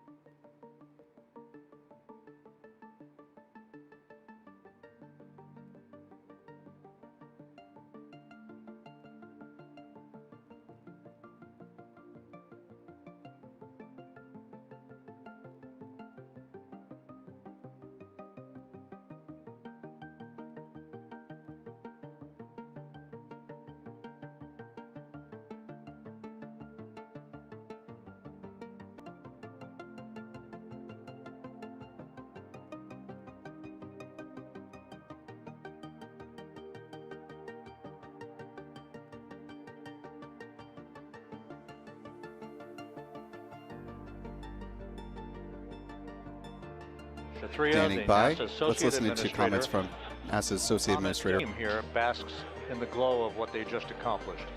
Yeah, Rob, we're here in the control center, and it's kind of overrun with jubilant folks in the mission control, Houston, as well as engineering, and folks that just want to be here, part of it, as we watch our crew get extracted from the vehicle. And, you know, my thought is always, always, always about these teams, the team that's in the water right now, pulling the crew out, the team here in Houston that worked so hard over the last 10 days, no sleep to get this done. You know, we still have some work to do to get the crew to the med bay here on the ship. They all look great coming out, so hopefully that won't be too long. You know, I think we saw the administrator on the boat too, giving his thanks to the Navy team on the Mirtha, which they're just an incredible group of sailors. I was able to visit with them a couple weeks ago. And then if you pull it all the way back to the in Florida that integrated the vehicle in Denver, that fired the engines in Stennis, that fired the boosters in Promontory. I mean, this is the entire team, you know, coming together and being tested by the environment that this machine went through. And they did it right. The work was good. They did it right. You've said in a number of briefings, of course, and in other forums that this is just the first step. The cadence has to step up, as the administrator has indicated. Now, it's a little early for the full report card on how Integrity did, but did this mission ultimately, from your eyes view, exceed expectations?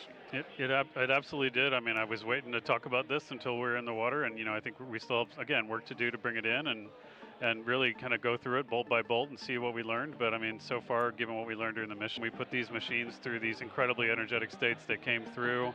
So I'm fairly confident that we made a big step tonight to get us on the path towards the surface. I think the path to the surface is open now. You know, we do have to do all the work, and we'll make sure we talk about that as cleanly as we can. We learned a few things during the mission, but I have to tell you, this was an incredible test of an incredible machine. Tonight, our coverage was seen on baseball stadiums around the major leagues. How captivating was this experience for the American people, for the world, in fact, as we returned to the moon? You know, I have not been able to watch a lot of the coverage as we've progressed through the mission. I will tell you, just, you know, from my witness in Florida before launch, and then seeing the people's faces here, and then, you know, reading where I can about how things are going. I think this has been a gift to the world from NASA. NASA has given the world a gift, proving to folks all over the place, especially young people, and that to me is what this is really about. Young people, when they see what we can do, the problems are, we can solve them. I'm hopeful that Artemis 2, as folks witness what we were able to do with this incredible crew, this incredible team that we've birthed into the world, scientists and engineers and artists that have been inspired by this, want to come work in the program. Hopefully they grow up to recognize they can do amazing things when they work together and contribute to society and be good citizens and really change the way, you know, the challenges that are coming in the world are. Get it? We've done it again this past week and a half or so. But the engineering that went behind the design of this mission and the precision, the pinpoint precision of this vehicle entering that entry corridor, it's involved that you know, when we inserted the vehicle into orbit, it was 99.2% down the middle. When we dropped the vehicle right on top of the fleet here, you know, our guys this before 53 years ago, and you know that.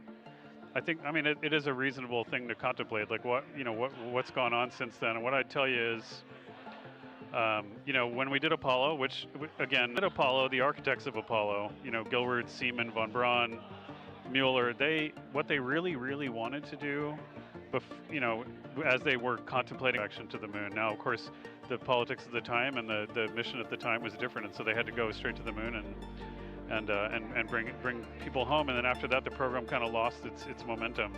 But you know, after that, NASA kept moving along those paths, right? So we recognized during Apollo that reusability was going to be important. We spent a lot of money on those machines, and you know, we used that reusable machine to build a space station. And we learned for 25 years how to live and work in space, and have been able to develop technologies that can enable exploration. So really, what I think is now, 53 years later, we're at the point where the architects of Apollo would have been pleased that we're now ready to actually go back to the moon and go back to stay, because we've learned all. As we begin to hoist the crew onto the helicopters to head back.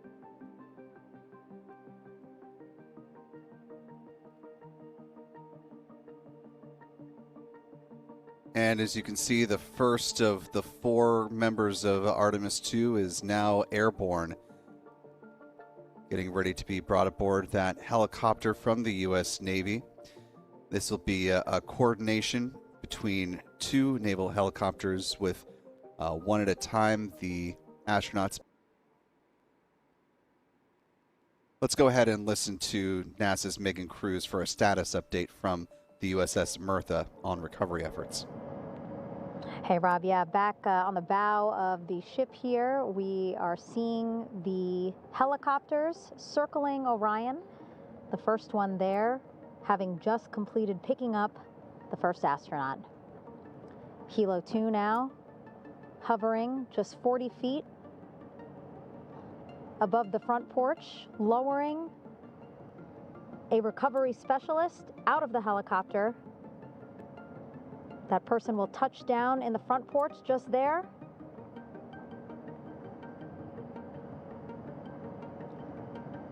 The crew members already outfitted with a harness that will allow them to quickly attach to the hoisting device.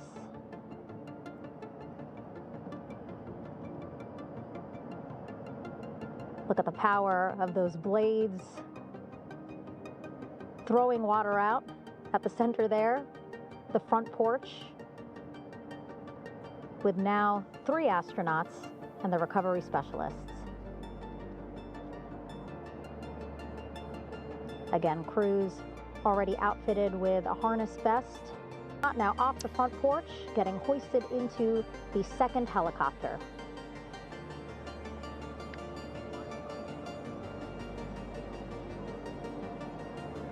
That helicopter will now hover just a distance away to give room for the first helicopter to come back and pick up the 3rd astronaut.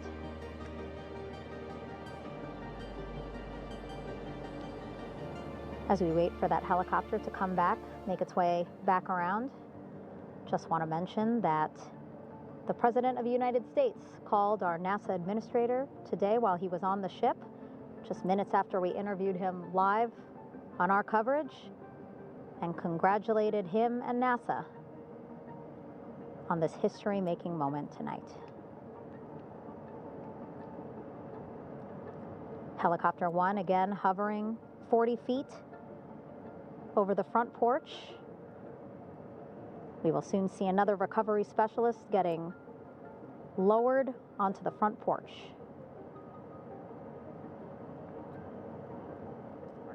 Wow, imagine sitting on that front porch, the wind, the water. But again, the recovery team determined that a helicopter flight back to the ship here would be safer, faster, and more comfortable for our crew who just completed a 10-day mission around the moon. 3rd astronaut in the air, getting hoisted quickly back into the first helicopter now.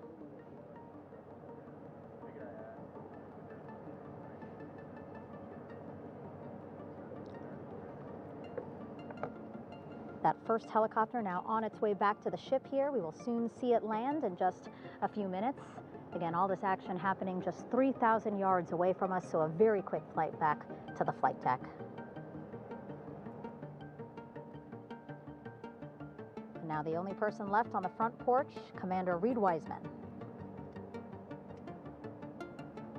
That second helicopter now making its way back over to the front porch. Here it comes.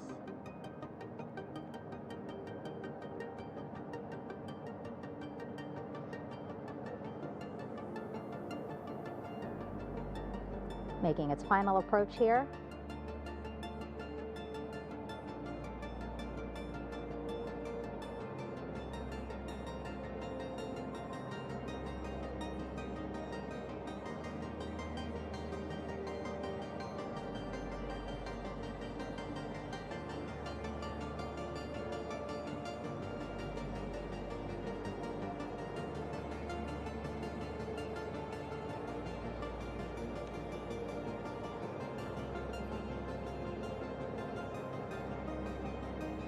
The last astronaut, Commander Reid Wiseman, Now off the front porch and almost into the second helicopter. Both now on their way back to the ship where we are, the USS John P. Murtha, just west of San Diego in the Pacific Ocean.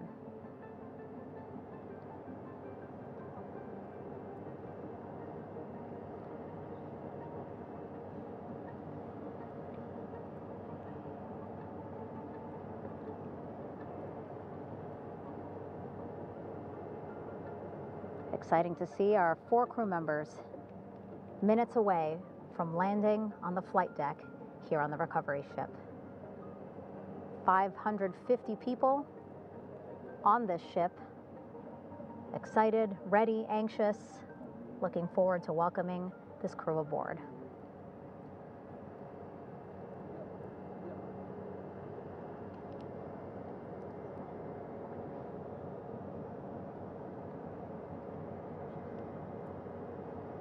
Watching them now with our own eyes. Close to the ship here. Hearing them begin to hover on the flight deck, which is just across from us, here on the bow.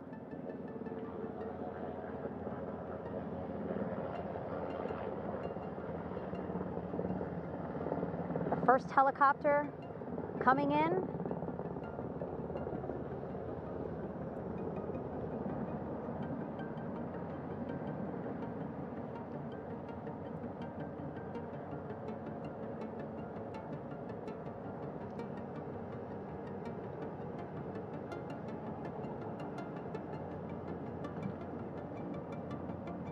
And wheels down. Wheels down of the first helicopter carrying 2 of our Artemis II crew. Pilot Victor Glover and mission specialist Christina Cook.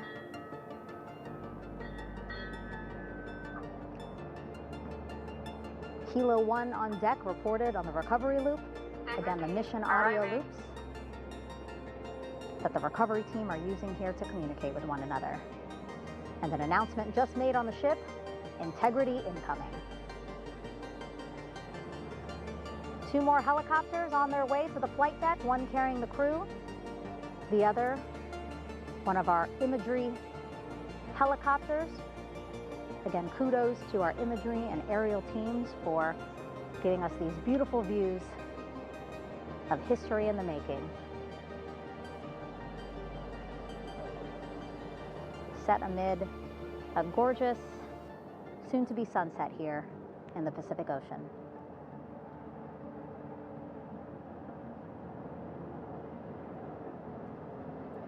Second helicopter.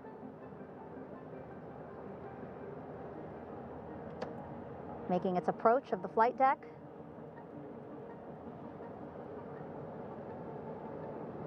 Plenty of people here on the bow with their cell phones out, filming this moment.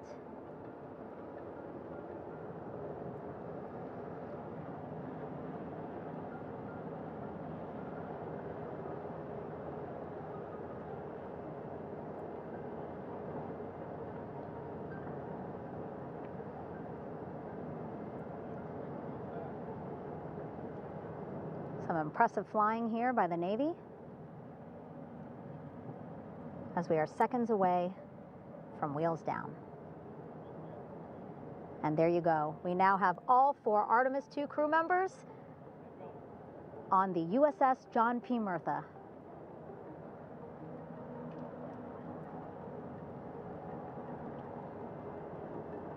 I'm sure they're happy to be out of the water and on this recovery ship with, again, 550 people on board, ready to welcome them home. But first, as we've been saying throughout the broadcast, just making sure the crew feel good. We reported that they were feeling good when they were in Orion, but those were just initial, quick, verbal assessments of how they're feeling. Their destination tonight, the medical bay here on the ship, right after we power down the helicopters here.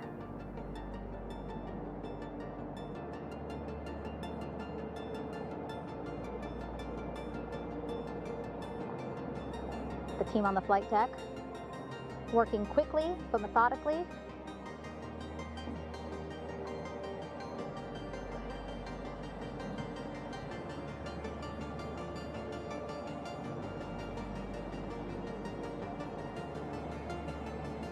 Waiting for just one more helicopter to touch down.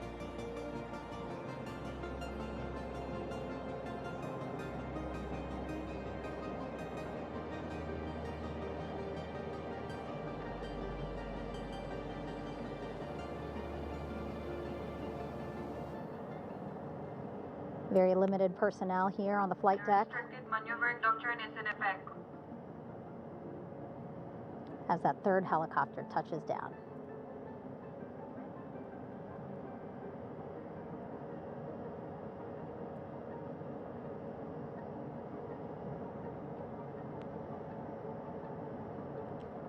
The ship is at flight quarters. Stand clear of weather decks, aft of frame 095, or no cover stop sign, thrown articles over the side, hold all trash and garbage on station. Flight quarters. While just a few folks on the flight deck itself, there are plenty more on some upper decks. I see in some of our views a very packed crowd overhead. Announcements being made over the ship's loudspeaker system, reminding folks to stay clear of operational areas like the flight deck, so that teams can work quickly to get the crew off of the helicopters and into the medical bay.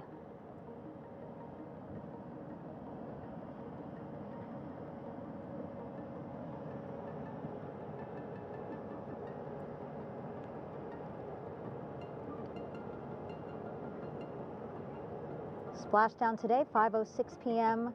Pacific time. We are within 2 hours of that splashdown time, and already we have all 4 crew members on the flight deck of the USS John P. Murtha.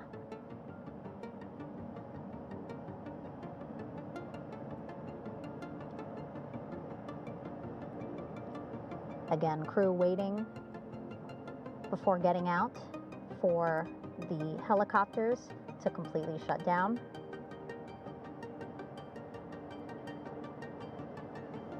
Safety, of course, very important to NASA and the U.S. military.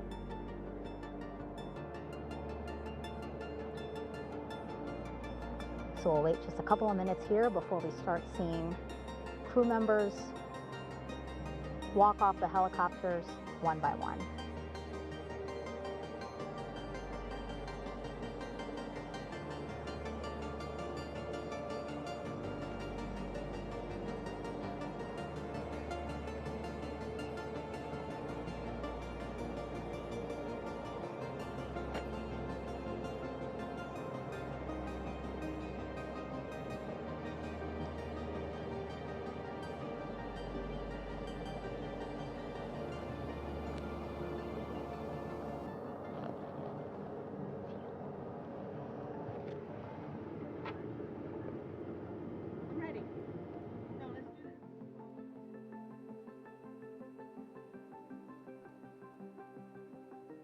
And with the helicopter blades slowing to a stop, we are, as we just heard, waiting for the emergence of the 4 Artemis II astronauts now.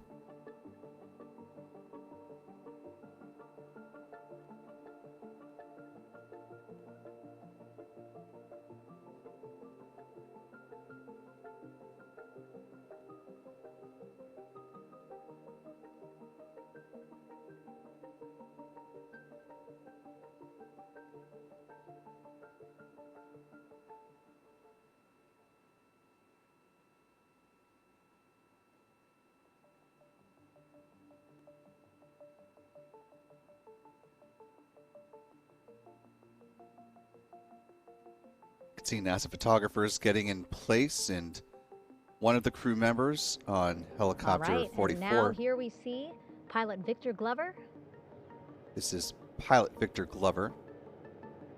and mission specialist Christina Cook sitting on the edge of one of the helicopters, looking in great spirits. That familiar smile and laugh from Victor, I can see it from here. Christina, I'm sure, feeling the same way, just blocked a little bit by our camera here, but we'll see her here shortly. a photographer taking their pictures. Victor saluting folks on the flight deck. They look like they're in great spirits. Happy to be home, I'm sure.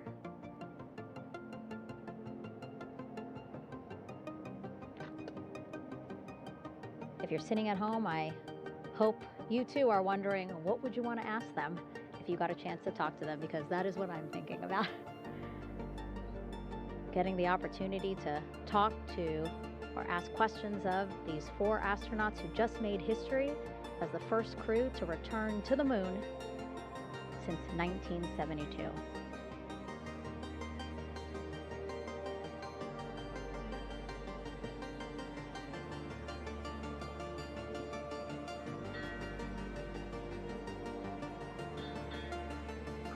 Oh, there we see Christina there, also smiling, finally peering out, waving at the cameras. Hello to you too, Christina, yes.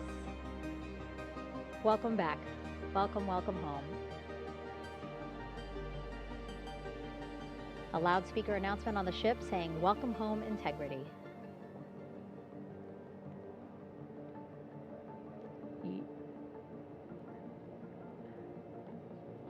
Victor in great spirits.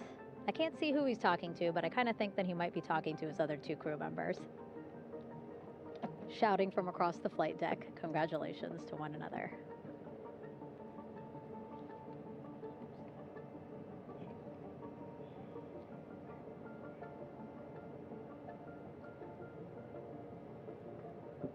And so now we see some Navy personnel walking up to the helicopter. This is again the first helicopter carrying pilot Victor Glover and mission specialist Christina Cook. Both have taken off their helmets now.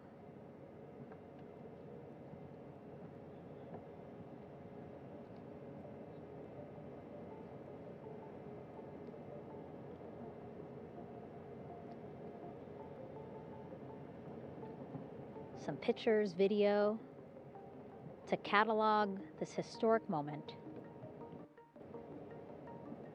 A beautiful sunset just behind them here in the Pacific Ocean. Golden hour. These pictures will be beautiful.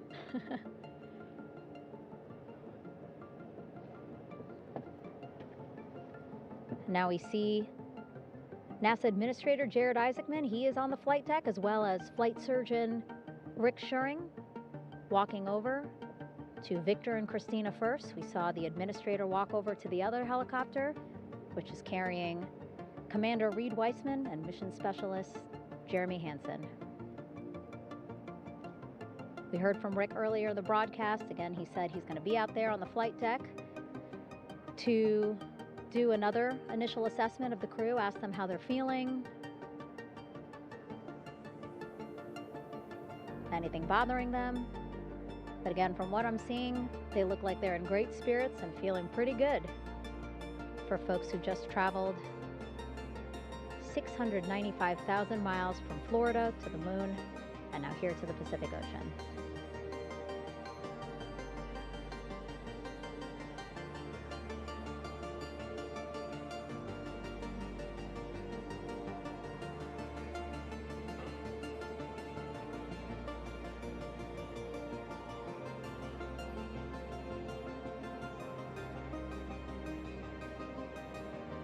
We're now seeing NASA Administrator Jared Isaacman walking across the flight deck. He had been talking to Reid and Jeremy, now approaching Victor and Christina.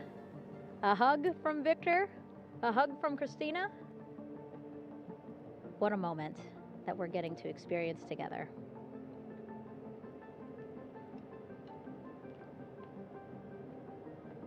I'm sure congratulatory words. You know, we got to speak to the administrator live on this broadcast as well, and he said the kid in him right now, giddy, absolutely giddy at what we were able to accomplish today. Returning them home safely and in good spirits after a 10-day mission around the moon. And here we go. We're seeing Jeremy walking, waving across the flight deck, now on his way to the medical bay.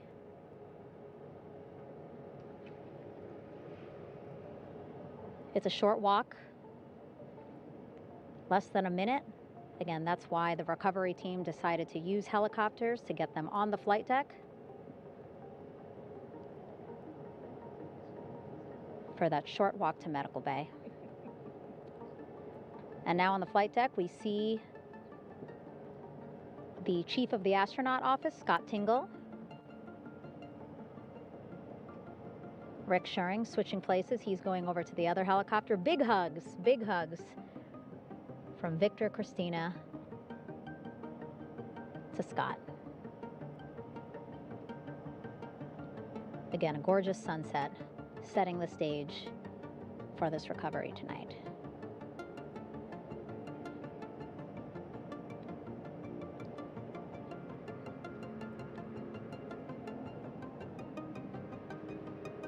All right, and now here we are, Christina, making her way, looking thankful, grateful, happy to be home.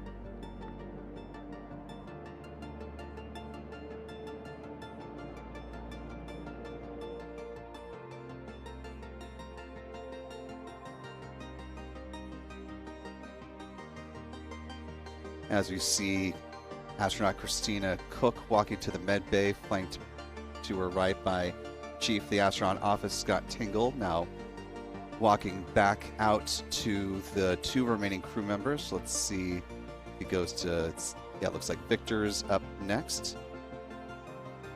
He's in the helicopter on the right from this camera's vantage point, and Commander Reid Wiseman on the helicopter to the left, number 42. Hugs from the Chief of the Astronaut Office to Artemis II pilot Victor Glover. Lots of jubilation to be back on Earth. Victor now making his way over to the medical bay like his two mission specialist crewmates before him. You can see Administrator Jared Isaacman just there beyond the helicopter blade by the look of it.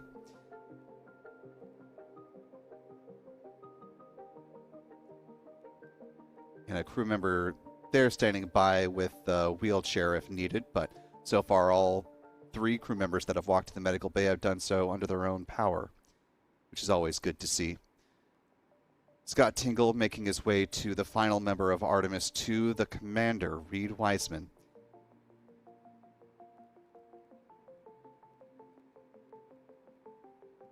This walk to the med bay for the commander coming 2 hours, 5 minutes, 18 seconds post splashdown. Is beginning to wrap things up for this historic day for the Artemis II mission, the conclusion of the first humans to travel to the lunar sphere of influence in more than 53.5 years or thereabouts.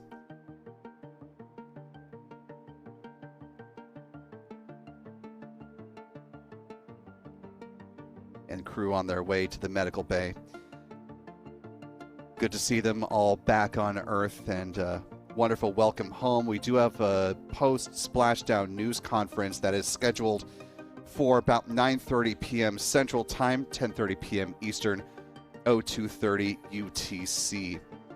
We will have that on our 24/7 live stream, Artemis Live, so be sure to tune in then to hear from NASA leadership about the journey, this final leg of the Artemis II mission, as the crew have been making their way back to planet Earth and successfully splashed down and now on the naval recovery ship.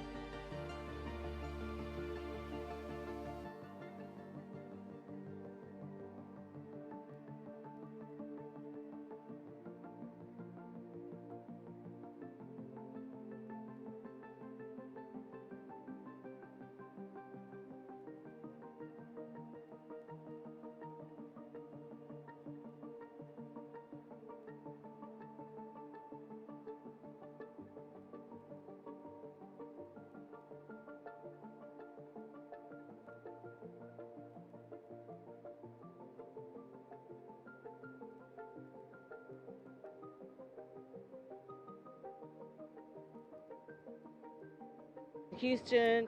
The flight control team was just amazing. We were able to have great conversations and communications about everything.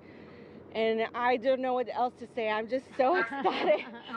It's such a wonderful feeling to get to this point. Again, we still have to get the capsule, but this is huge for all of us in landing recovery. And I couldn't do this without my team. And of course, the full support of the U.S. military. There's going to be lots of, high fives when we get the capsule back in. And I'm so happy that the crew's doing well, Orion's doing well, and, thank you for everybody watching. Yeah, it was great.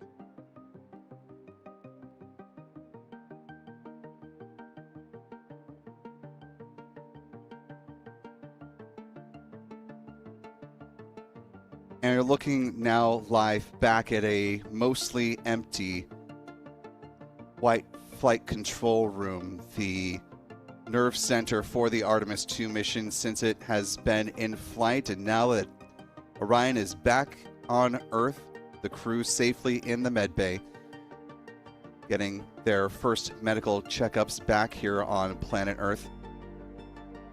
The flight controllers team time in this room is done for now until preparations begin for Artemis 3.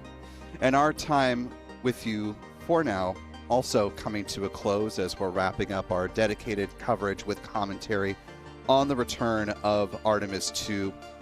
Of course, as we mentioned, there is a post-Splashdown news conference coming up at 9:30 p.m. Central, 10:30 p.m. Eastern, 0230 UTC for those joining around the world. Also tonight, there is a Starlink launch out at Vandenberg Space Force Base in California. So a couple of different ways that we'll bring you this live coverage. We'll have the news conference over on our 24/7 live stream Artemis Live, and we will have the Starlink broadcast over on Launchpad Live. So whatever is your flavor of choice tonight, whether you want to see the Falcon 9 fly or you want to see the NASA leadership talk about how this mission played out and hear a little bit more about where things stand, we'll have both for you. So you can let this be a choose your own adventure tonight in which direction of space exploration you want to go. Want to give a big heartfelt thank you to our wonderful team behind the scenes, from our moderators on YouTube to all of you who have been watching the broadcast and been commenting, supporting our coverage from here in Houston throughout the course of this entire adventure. We're awaiting the crew to come back to Houston, and we'll have coverage of that tomorrow. But want to give a big thank you, of course, to our team here at Spaceflight Now, to John Pisani, to Adam Bernstein, Michael Kane, and our editor, Stephen Young. It's been one heck of a mission to cover here, the return of human spaceflight out to the moon for the first time in more than half a century. And it's been an honor to lead our coverage from here in Houston, Texas, right down the road from the Johnson Space Center. And I'll be heading over to the Johnson Space Center for that news briefing coming up here in about 10 minutes. Want to give a big final thank you to all of you who have been watching from home, whether you watch part of our coverage, all of our coverage, the videos we put on YouTube, and there's much more to come from our coverage of Artemis 2 and what is coming down the road for lunar exploration with humans, robotics, and everything in between. For all of us here at Spaceflight Now, thank you so much for being with us tonight. I'm Will Robinson Smith. As always, be good to yourselves, be good to others. Welcome home, Artemis 2, and good night.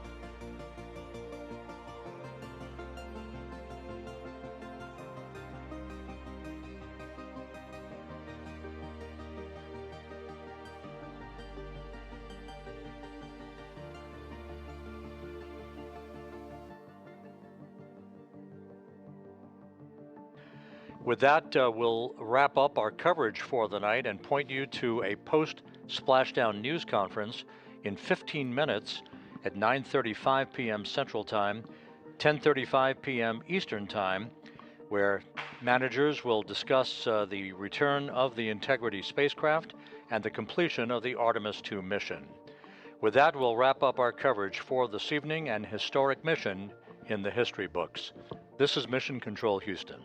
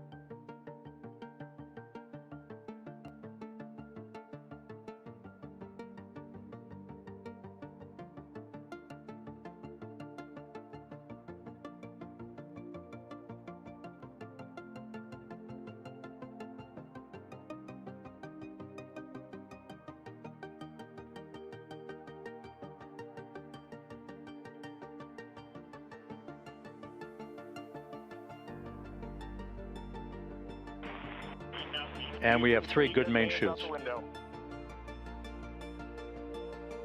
Houston Integrity, splashdown, sending post-landing command now. Splashdown confirmed. Copy splashdown, waiting on VLDR. Splashdown confirmed at 7:07 p.m. Central Time, 5:07 p.m. Pacific Time.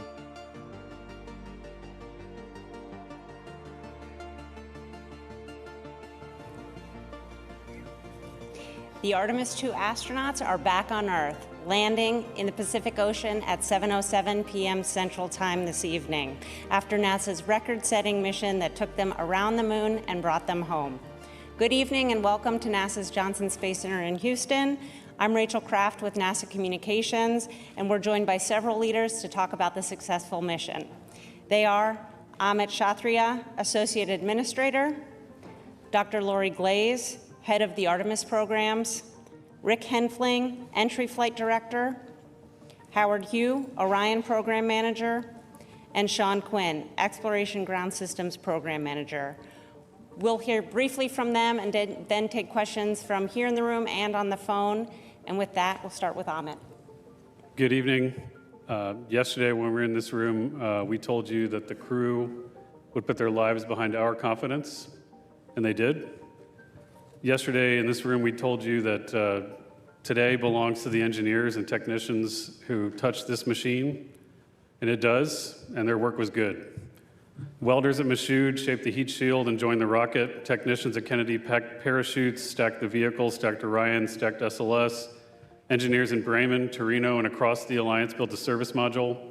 Workers at Utah cast the boosters. Teams at Stennis fired the engines. Flight controllers in this building in Houston sat console for 10 days straight and sat silent in the night for 6 minutes while plasma took the signal. Navy divers pulled the crew out of the Pacific in an incredible way.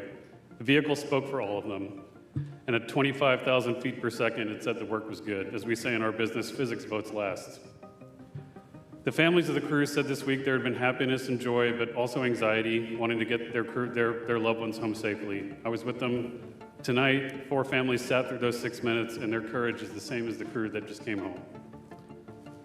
Yesterday, Flight Director Jeff Radigan said we had less than a degree of an angle to hit after 250,000 miles to the moon. And their team hit it. That is not luck. That is 1,000 people doing their jobs. You all heard the crew's words during the mission. They were incredibly inspirational. They carried the torch from Apollo through station and around the far side of the moon. Their words belong to them. We'll get to hear from them as soon as they're back here. But tonight belongs to the team that built the machine that they wrote. We talk a lot about what gets in our way. The impediment to action is where we find the way to get to action. What stands in the way becomes the way. This program faced every obstacle an institution could face. The team met each one with work, and tonight is the proof. But that work needs to continue. The path to the lunar surface is open, but the work ahead is greater than the work behind us. It always will be. 53 years ago, humanity left the moon. This time we return to stay. Let us finish what they started. Let us focus on what was left undone. Let us not go to plant flags and leave, but to stay. With firmness in our purpose, with gratitude for the hands who built the machines, and with love for the ones that we carry with us. Welcome home, Integrity. I'll hand it over to Dr. Glaze. Thank you so much, Amit. So y'all, we did it. We sent 4 amazing people to the moon and safely returned them to Earth for the first time in more than 50 years. To the generation that now knows what we're capable of, welcome to our moonshot.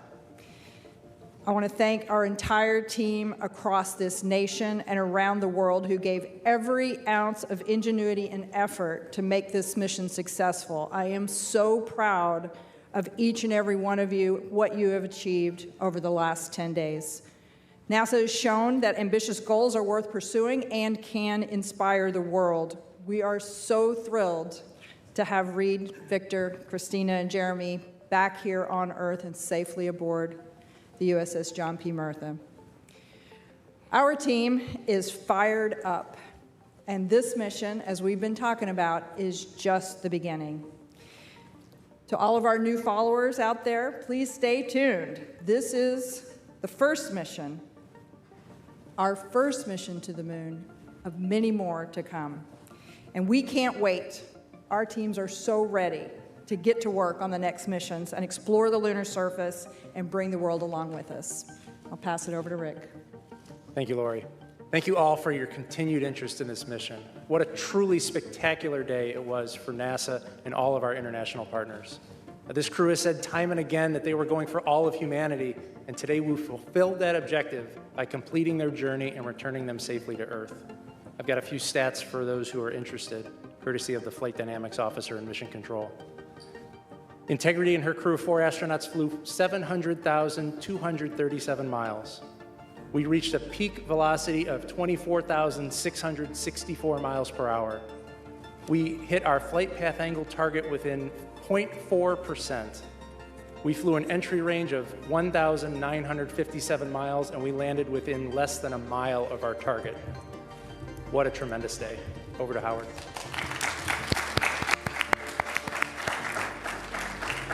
Thank you, Rick, and thank you to the flight control team. What an outstanding job. Wow, what a fantastic day. I mean, we've dreamed as a team of reaching this day, and appreciate Amit's comments. I mean, so many people have worked very hard, tirelessly to get this day. I think this mission has been historic and has demonstrated new capabilities for Orion spacecraft, has taken our crew farther than any crews that have ever gone to the moon and back safely. 252,756 miles. And that is a fantastic feat. We got a lot more to do. And I'm so happy that we get to have this moment, but we're gonna have a lot of these moments coming up. And I want to thank the entire Orion team. They have worked tirelessly. They've dedicated many hours. They've committed to excellence and innovated and attacked challenges that we've come up with for both our NASA team, our industry partners, and our European team as well. We did it together. We brought the crew home safely. They deserve a round of applause. It was a terrific day for them as well. And I want to thank the crew. They have been a fantastic inspiration to our teams as well. You've heard their messages. We are so happy they're back on the ground. We can't wait to see them as well. And finally, you know, we've learned a lot from this mission. Number one was bringing the crews home safely, but it's also a test flight. And like Amit said, we have a work ahead of us to be done. We're gonna learn from this mission. We're gonna look at the data, and we're gonna move forward. This is the start of a new era of human space exploration. Thank you. Well, thank you, Howard. What an incredible end to an incredible mission. I got to tell you, I think I'm trying to pick out the best thing that happened today, and I'll just say that we were sitting in the back room getting ready for this press conference, and Howard gets a call from Reid Wiseman, the commander of Integrity, and it was so great to hear his voice and tell us that all the crew is okay, and we can say that we did our mission. We accomplished what we set out to do. I'm very proud of the efforts of the Exploration Ground Systems team that supported both the launch and recovery operations alongside our Navy partners. All the hard work and dedication over the last couple years paid off today, and the team did a great job. Our recovery teams are currently in the process of bringing Orion back on the well deck of the ship, and hopefully within about 4 or 5 hours it'll be hard down in the back end of the USS Martha. It's good to be NASA.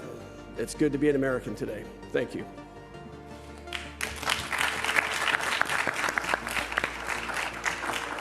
All right, it's time now for questions. We'll start here in the room and take several from the phone. For those on the phone, you can press *1 to get into the question queue, and please limit to 1 question if you can. We'll start here with Joey. Thanks so much, Joey Rillett with Reuters, and congrats on a really nice mission. Curious to hear more about how the astronauts are doing, where are they going to sleep tonight, and then also, when do you guys expect to announce the crew for Artemis 3? Thanks. So the answer to your second question, Joey, is soon. I will not put units on that value, but soon. Rick, you want to talk about the crew, what they're doing? Yeah, we saw the crew a number of times after they got out of the spacecraft. We saw them on the front porch. Everybody was happy and healthy.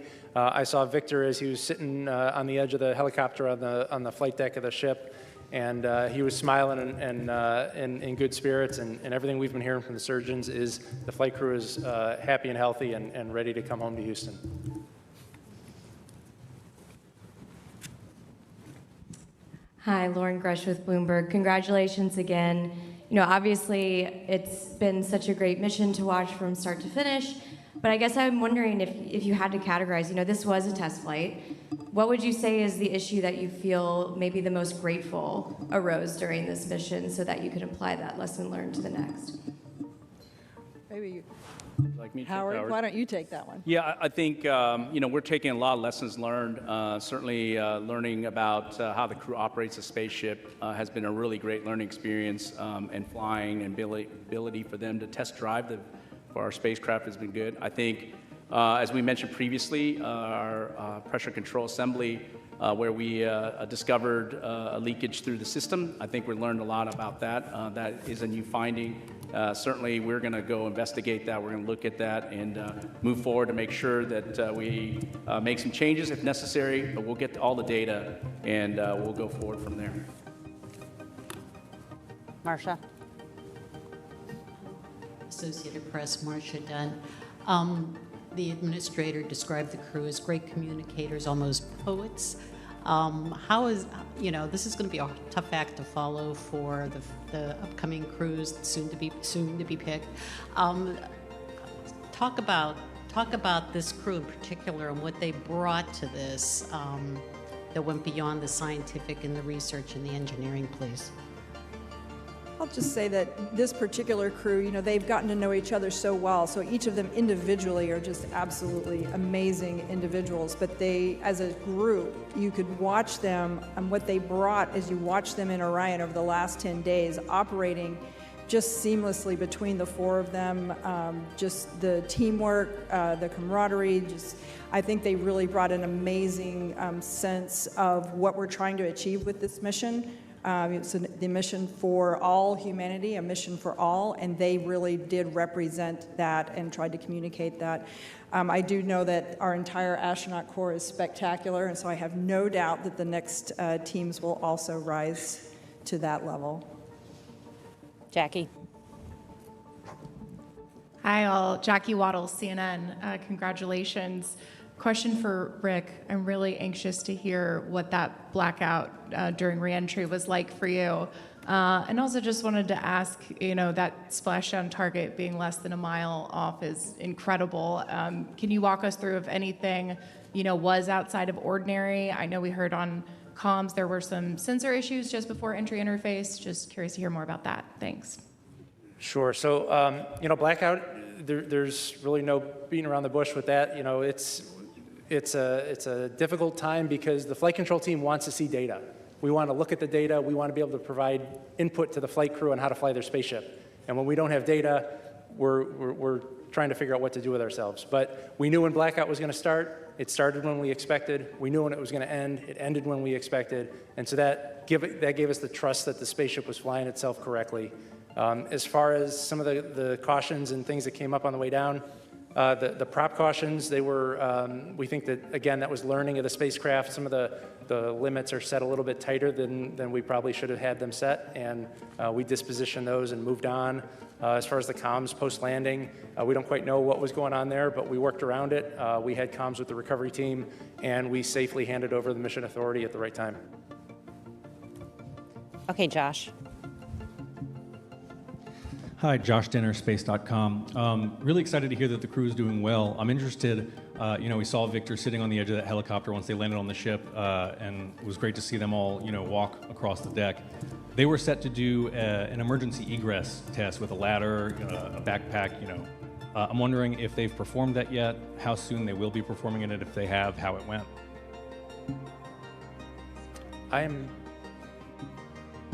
I'm not familiar with an emergency egress test post-landing. Given that this was a test mission, the number one goal was to get the flight crew out of the spaceship as fast as we could, and we weren't looking at any post-landing objectives. Yeah, we did do, I think, back when we were back on the launch pad, we did, during the CDDT, we did an emergency egress, but yeah, that's the only one I'm aware of. Yeah, but we'll check on it for you. Eric. Eric Berger, Ars Technica. Congratulations on making what I know is really hard look easy. It was a beautiful mission. Amit, you said the work ahead is greater than the work behind us. Can you talk about, as sort of NASA rises to these far greater challenges in Artemis 3, Artemis 4, and building the moon base, how important it is for you and the agency to be flying humans in deep space again and sort of to be at an operational cadence? This has to be pretty uplifting to the workforce to put the 50 years of not being back to the moon behind us.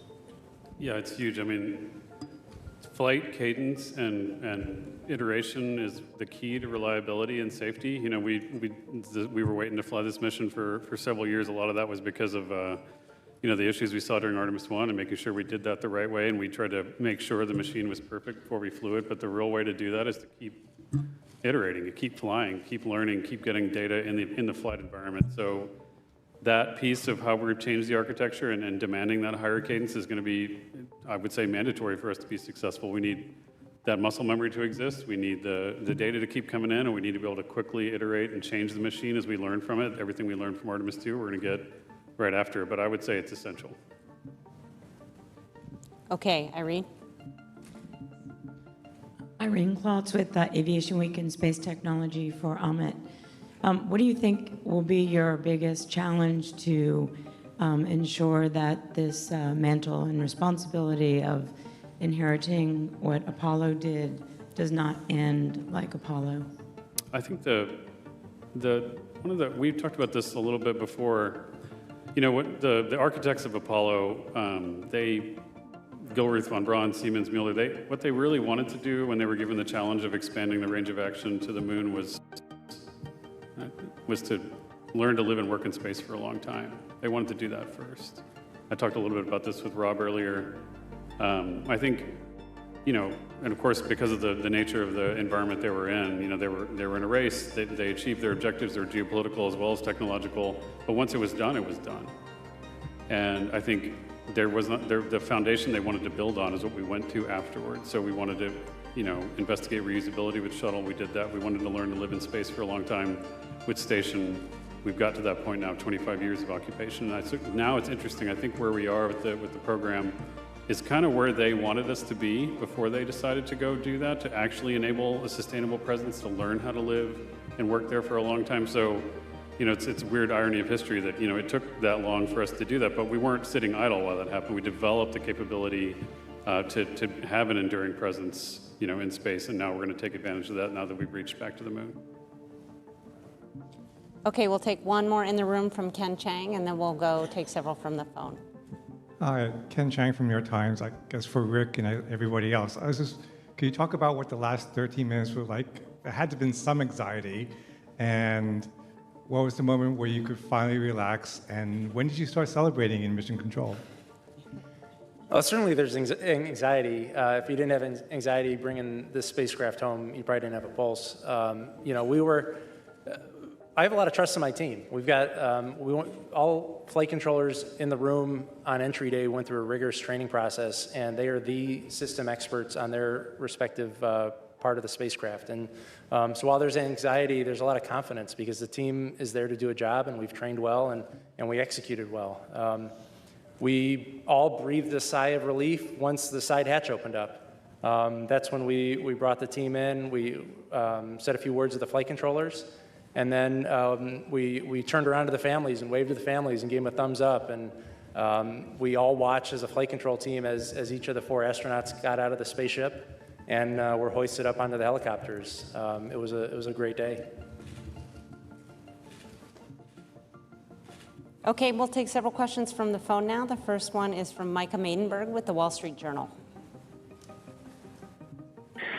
Hey, good evening. Question for Lori or Howard. I know it's very, very early here, but any initial thinking about the heat shield performance relative to Artemis 1? And could you walk through how the heat shield will be assessed in the coming weeks and months? Thanks so much. So I'll just start, and then I'll hand it over to Howard. How's that? So, you know, initially we gathered a lot of data already. Certainly you saw there were aircraft that were positioned in order to do some imagery and collect data. So we've got some of those data that can be analyzed in the coming days and weeks. We also had divers below the surface that took imaging of the heat shield before it was brought onto the Mertha, so that we could understand exactly what state it's in after it landed. And so I think we've already begun the data gathering piece of it. I'm sure there'll be more assessments once we get on the ship. And then Howard, why don't you talk kind of what the next steps are?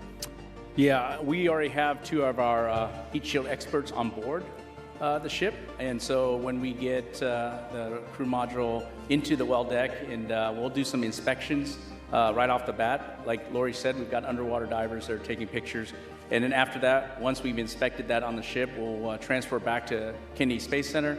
We'll have opportunity to look in detail and do scans of the heat shield, and we have a lot of good data from that. We also captured a lot of great imagery. Obviously, we haven't had time to digest all that data, but we will in the next several days, and make sure we understand if there's anything that happened that was anomalous. But we're very excited. The team is very excited to get that data from both the imagery and seeing it live in person. Next up is Jackie Mogensen with Scientific American. Hi, thanks for this. I wanted to follow up on one of the earlier questions about the astronauts. I was curious if it might be possible to tell us a little bit more, if we know, about what the astronauts will be doing in their first days back on Earth, you know, what their first meal might be, or activities with their families. Thanks so much. Well, the top priority is going to be to get them promptly back to their families here in Houston. As far as the specifics, I'm sure each of the crew members has something special planned with their families, and that'll be the priority, is for them to take some time and spend with their loved ones. Yeah, I'm not sure we answered it, but we do anticipate them arriving back here in Houston 12 to 24 hours after splashdown, so that would be between 7 in the morning and 7 in the evening tomorrow. Next on the phone is Jeff Faust with Space News. Good evening. I wonder if you can talk through what the processing of the Orion spacecraft is going to be now that it's back. What point do you sort of extract all of the lessons learned from the mission and start applying them to Artemis 3 in order to have that mission ready to go launch in about a year's time? Thanks. Yeah, you know, we will have what we call a quick initial 30-day report that we will put together. Every team will be doing their due diligence and analyzing all the data we have. The crew module will get transported back to Kennedy Space Center. Sean's team, Exploration Ground Systems, is going to decontaminate the vehicle in terms of the propulsion system has hydrazine, and so we'll be working through that. In the meantime, we'll be pulling hardware off the boat in parallel with other activities, and when we get back to Kennedy Space Center, we've got about 286 components we're going to reuse in future missions already, and then we're going to look at other components and determine if we can reuse those as well. A lot of work, not only on the hardware flow, but also all the analysis of the data we're going to need going forward to learn from this mission and carry forward for Artemis 3 and beyond. Okay, we'll take one more from the phone and then come back here into the room. The next question is from Richard Trudeau with Orlando Sentinel. Hi, thanks again for taking the time.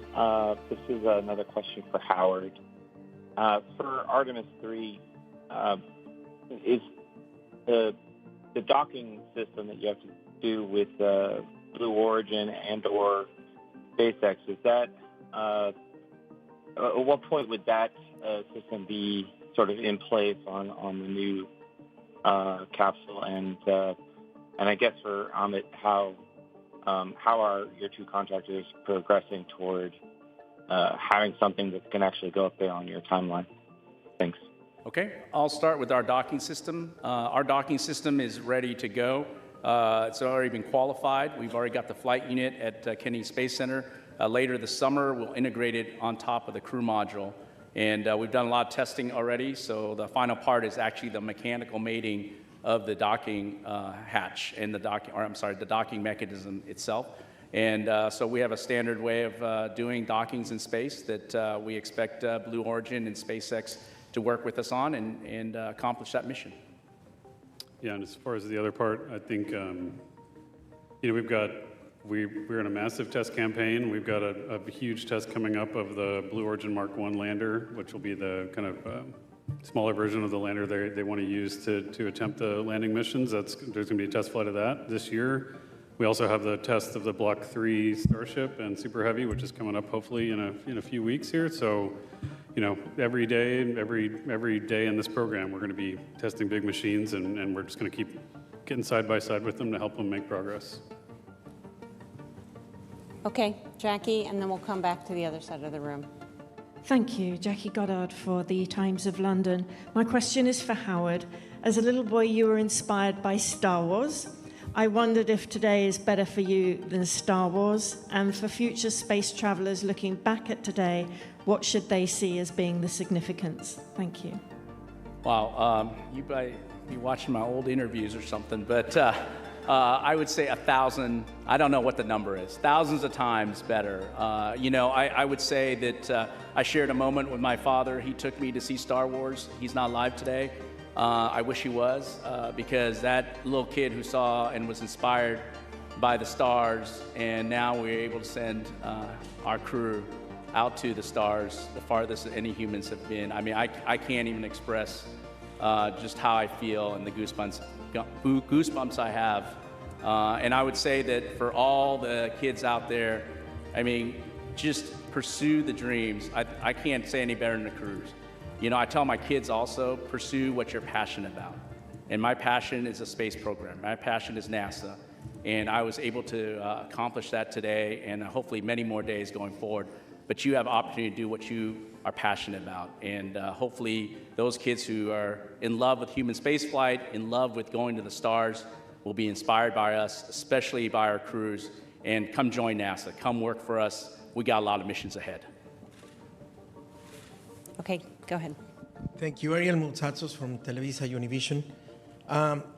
The only mission until today that for which the communications blackout lasted 6 minutes was Apollo 13, if I am not mistaken. Today's lasted 6 minutes, around 6 minutes. Does that say anything about the design of the ship, or what is the reason behind that? And also, very quickly, can we see a Hispanic in one of the next missions of Artemis? Thank you very much. As far as the duration of the blackout, a lot of that, that's just dictated by the physics of the approach trajectory. You know, the Orion spacecraft, when you get enveloped by, you know, plasma that's thousands of degrees, the radio frequency of the antennas just can't shoot through that. You know, on the space shuttle, we were lucky we had the tail, and we had an antenna up on the tail, and it took us a while to figure that out, that was a way to keep calm. For Orion, it was 6 minutes, but it was predicted, and it played out exactly as we predicted, so that just gave us confidence that it was flying the way it was supposed to. Will. Hi, thank you. Will Robinson Smith with Spaceflight Now, and congratulations again tonight. A question for Rick. The whole flight operations team has been exceedingly busy throughout the course of this mission, in preparation for this mission. I imagine there will be a little bit of breathing room now that the crew is back safely on Earth, but when do you kind of get the band back together to start prepping for Artemis 3, and will it be the same complement of flight directors that we saw for Artemis 2? Thank you. Well, you're right that the next mission is right around the corner, and you know, we'll take the lessons learned from Artemis 2. We learned a bunch on how to fly people in space, both from a vehicle operations, but also from how to run a control room with a deep space mission. And when the time is right, we'll get back into flight-specific training. And you know, we've got a core group of about 30 flight directors, and they're all extremely capable. And you know, I think anybody who's assigned to that next mission is going to be as successful as the three of us, myself, Judd, and Jeff. Yes, we'll take you. Tom Clark with Sky News. Congratulations on a very successful mission. Amit, you spoke yesterday of there only being irrational fears. I wonder if you succumbed to any, and if so, what they were. But more after such a successful test flight, how much of a boost is this to NASA's confidence in its wider mission to stay on the moon? I mean, for the campaign, this is a huge step, you know, for us to build confidence, not just in our understanding of how this machine performs, but just that this organization can rise to the standard of qualifying a vehicle like this for crewed flight. I think that's huge. It took a lot of discipline and a lot of changes between Artemis 1 and now to get there, and the team really rose to the standards to make sure this is going to work. And so to me, that was almost the biggest objective of this mission, was to prove to ourselves that we could move to crewed flight, but maintain. It is when you fly the crew, when you fly any crew, you can be paralyzed. You know, you can almost be paralyzed by risk because you become so close to them. You understand what's at stake when you with the families. You understand what's at stake. But the crew knows this, and we have to do it too. But organizationally, understand that what we do is we take calculated risks, and that it's going to take risks to explore. But you have to make sure you find the right line between being paralyzed by it and being able to manage it and bound it the right way. Okay, Andrea.